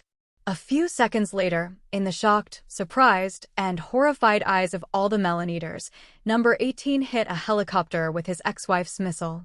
Boom! The fire is soaring into the sky. The unlucky helicopter exploded into pieces. Where are the people? Where are the people? Where did she go? Perish together? Impossible. No one would be so stupid. Look, isn't that her? Everyone's eyes were looking everywhere. They didn't believe that this heroine would be stupid enough to die together. Sure enough, they soon saw the heroine appeared on the ground, standing proudly. Is this the top mutant? General Ross was so shocked that he didn't know how to describe the power of number 18 in words. Ha ha, get her. Get her. Last time, the Steel Man didn't know what he looked like, but this time, she can't run away. Then he laughed crazily. His face was ferocious, and the fire in his eyes was unreserved. General, what should we do? The adjutant was so frightened that he stammered, with a strong look of fear in his eyes. Is this person someone they can deal with? Run away quickly and think about it long term. They were obviously frightened to death by number 18's madness. Why does a small body contain so much power? But before they could react to this crazy scene, a sonic boom caused by a golden lightning instantly made the hundreds of soldiers and people around them roll over with their heads in their hands. This was intentional on the 18th. A group attack turned all the soldiers into trash. A bunch of scum. Number 18 snorted disdainfully and then rushed in front of Abomination with lightning speed. The super speed was activated at full speed. He clenched his fist with his right hand, and with a look of hatred and horror, he hit his chin with a vicious uppercut. At this moment, Abomination could only move his thoughts and could not move his eyes. He was so scared. What kind of magic is this? He felt like he was really going cold. Bang! There was a muffled groan in number 18's ears, and then there was a loud noise from outside, like an earthquake. The crowd of onlookers had not yet woken up from the shock, and they suddenly woke up. They only felt a huge yellow unknown object flash past in front of their eyes, and then the thing was like a cannonball, making a deep crater. Taking a closer look, it turned out that the superheroine had already stepped hard on the yellow-skinned monster's back. Of course, hatred will not die easily. This guy's vitality is very tenacious, and he can't be beaten to death. After being severely injured by number 18, my brain and heart were still beating slightly, and the beating was slowly speeding up. This guy is recovering. His self-healing abilities are helping him slowly heal from the severe injuries he suffered. Haha, that's interesting. Number 18 looked at Abomination and smiled with interest. There was something about this yellow-skinned monster. What a pity that's the end of it. Number 18 looked at hatred and sneered, and was ready to deal with this guy directly. Quick! Fire! Interfere with her actions. Don't let her solve the abomination. Seeing this, General Ross suddenly felt something bad. Number 18 raised his hand, and unknown energy began to condense in his hand. He could feel the huge aura even from a distance. Bang, bang, bang! Bang, bang, bang! Airfire support came immediately. This time they did not dare to launch the ex-wife missiles. Hatred was already dying and could not withstand such devastation. If you launch a missile from your ex-wife, you will definitely die if you hate him, but the woman will definitely be unscathed. Vulcan Gatlin's fire snakes poured down for free, and the micromissiles came one after another. Laurie, do you need help? Chinshi asked with concern. Although he believed in his heart that number 18 would not be harmed by these weapons, his woman would inevitably be worried. No, thank you, bad master. Number 18 was very touched and replied sweetly. After saying that, she focused on two tasks and arranged an oval-shaped air mask directly 1 foot in front of herself. Ding ding ding. Ding dang dang. The bullets and micromissiles were unable to use the air shields at all, and no effect was fed back to General Ross. They were stunned and invincible? What kind of mutant is this? It has great strength, great defense, and it can fly. Then, they made an even more incredible discovery, and it seemed that was more than that, right? In their sight, number 18 soared rapidly, and a ray of extreme white light almost blinded their titanium alloy dog eyes. Chi circle slash. After a scolding, a disc-shaped throwing air bomb with a slashing effect formed on her palm. Then the disc of light struck at Abomination, who was struggling to get up, like lightning, but it was too late. Puff. The Chi Yuan slash is like chopping melons and vegetables, easily cutting off the hideous head of hatred. Galoo. Galoo. The blown head rolled several times, and then stopped at the feet of the fat green man. Is there such a good thing? The green fat man was overjoyed. He had long been unhappy with this shit yellow monster and always went against him. Bang! The green fat man stepped forward and kicked the unlucky guy like a watermelon. This is how Blonsky's life ended, and his sad career as an experimental subject ended. Perhaps only he knew what it felt like to be neither a human nor a ghost. Number 18 slowly landed, patted his delicate hands, and said proudly to Qinshi, "Did you see? Am I very powerful? Awesome. Awesome. Superheroine." Qinshi also smiled and gave her a thumbs up. Be careful. Behind you. Qinshi suddenly discovered that Hulk actually rushed towards number 18. After crushing the hatred with just one kick, Hulk's desire for destruction was even more aroused. He wanted to destroy. Destroy. The number 18 in front of him is a strong man. It is more in line with his simple thinking that he must defeat such a strong man. Boom, boom, boom. Hulk rushed over with a step that he didn't recognize. The grass could not hold up at all, leaving huge footprints. Roar. Don't think Hulk is bulky just because he's tall, but that's not the case at all. He was very flexible, clenched his fist the size of a basin, and pointed directly at number 18's head. And number 18 is really petite in front of Hulk. One arm can be as big as hers alone, but this doesn't really count. The fist in his pupils was getting bigger and bigger. Number 18 didn't panic and punched Hung directly in the face of the disproportionate fist. Is it okay if you are tall and strong? Are you powerful? Sorry, my power is not inferior to yours. She likes this kind of hard S**X the most. Wouldn't it be more comfortable to torture her? Boom. One is the size of a wash basin, and the other is only the size of a sandbag. They are completely evenly matched under a fierce attack? A wave of air burst out from the fists of the two men, sweeping through all the ruins around them. For a moment, dust flew up and trees, flowers and grass were directly swept into the air. Roar. However, the pain always comes a little late. Hulk was shaken by the shock and took a few steps back. Every step he took would sink deeply into the soil, and his arms were numb and a little painful. Hulk stabilized his body and shook his arm, as if he could shake off the pain. On the other hand, number 18 looked like a normal person, smiling and looking at Hulk calmly. At this time, Ross did not interrupt the duel between the two, but just observed from a distance. He wanted to see how powerful number 18 was. System, what level is number 18? He is really powerful, stronger than the Hulk in normal state. Qinshi, who was a little surprised, couldn't help but ask the system. Back to the host, number 18 is a sub-Jinfa-level powerhouse in this world. Of course, her combat power of 46 million in the Dragon Ball world is really exaggerated. The world of Dragon Ball is so outrageous. It has hundreds of millions and billions of fighting power at every turn, but many creatures can't live forever. Is this really the case? According to the existence of Dragon Ball, which explodes stars at every turn, space and matter are too fragile, and its combat power in the later stage is completely reduced. At this moment, there was an obvious change on the field. After Hulk regained his balance, number 18 rushed over, just to despise you. Poof! The speed was so fast that Hulk had no time to react. His fist had already hit his big face, and a tooth shot out, accompanied by a ball of green blood. Hulk had his teeth knocked out? How is this possible? The most surprised person was General Ross and the others. As old rivals, they knew that Hulk could at most be stunned by missiles and have his teeth knocked out. How powerful is this? Hello, everyone! As we wrap up this video, I want to share a quick note. I have a Patreon account.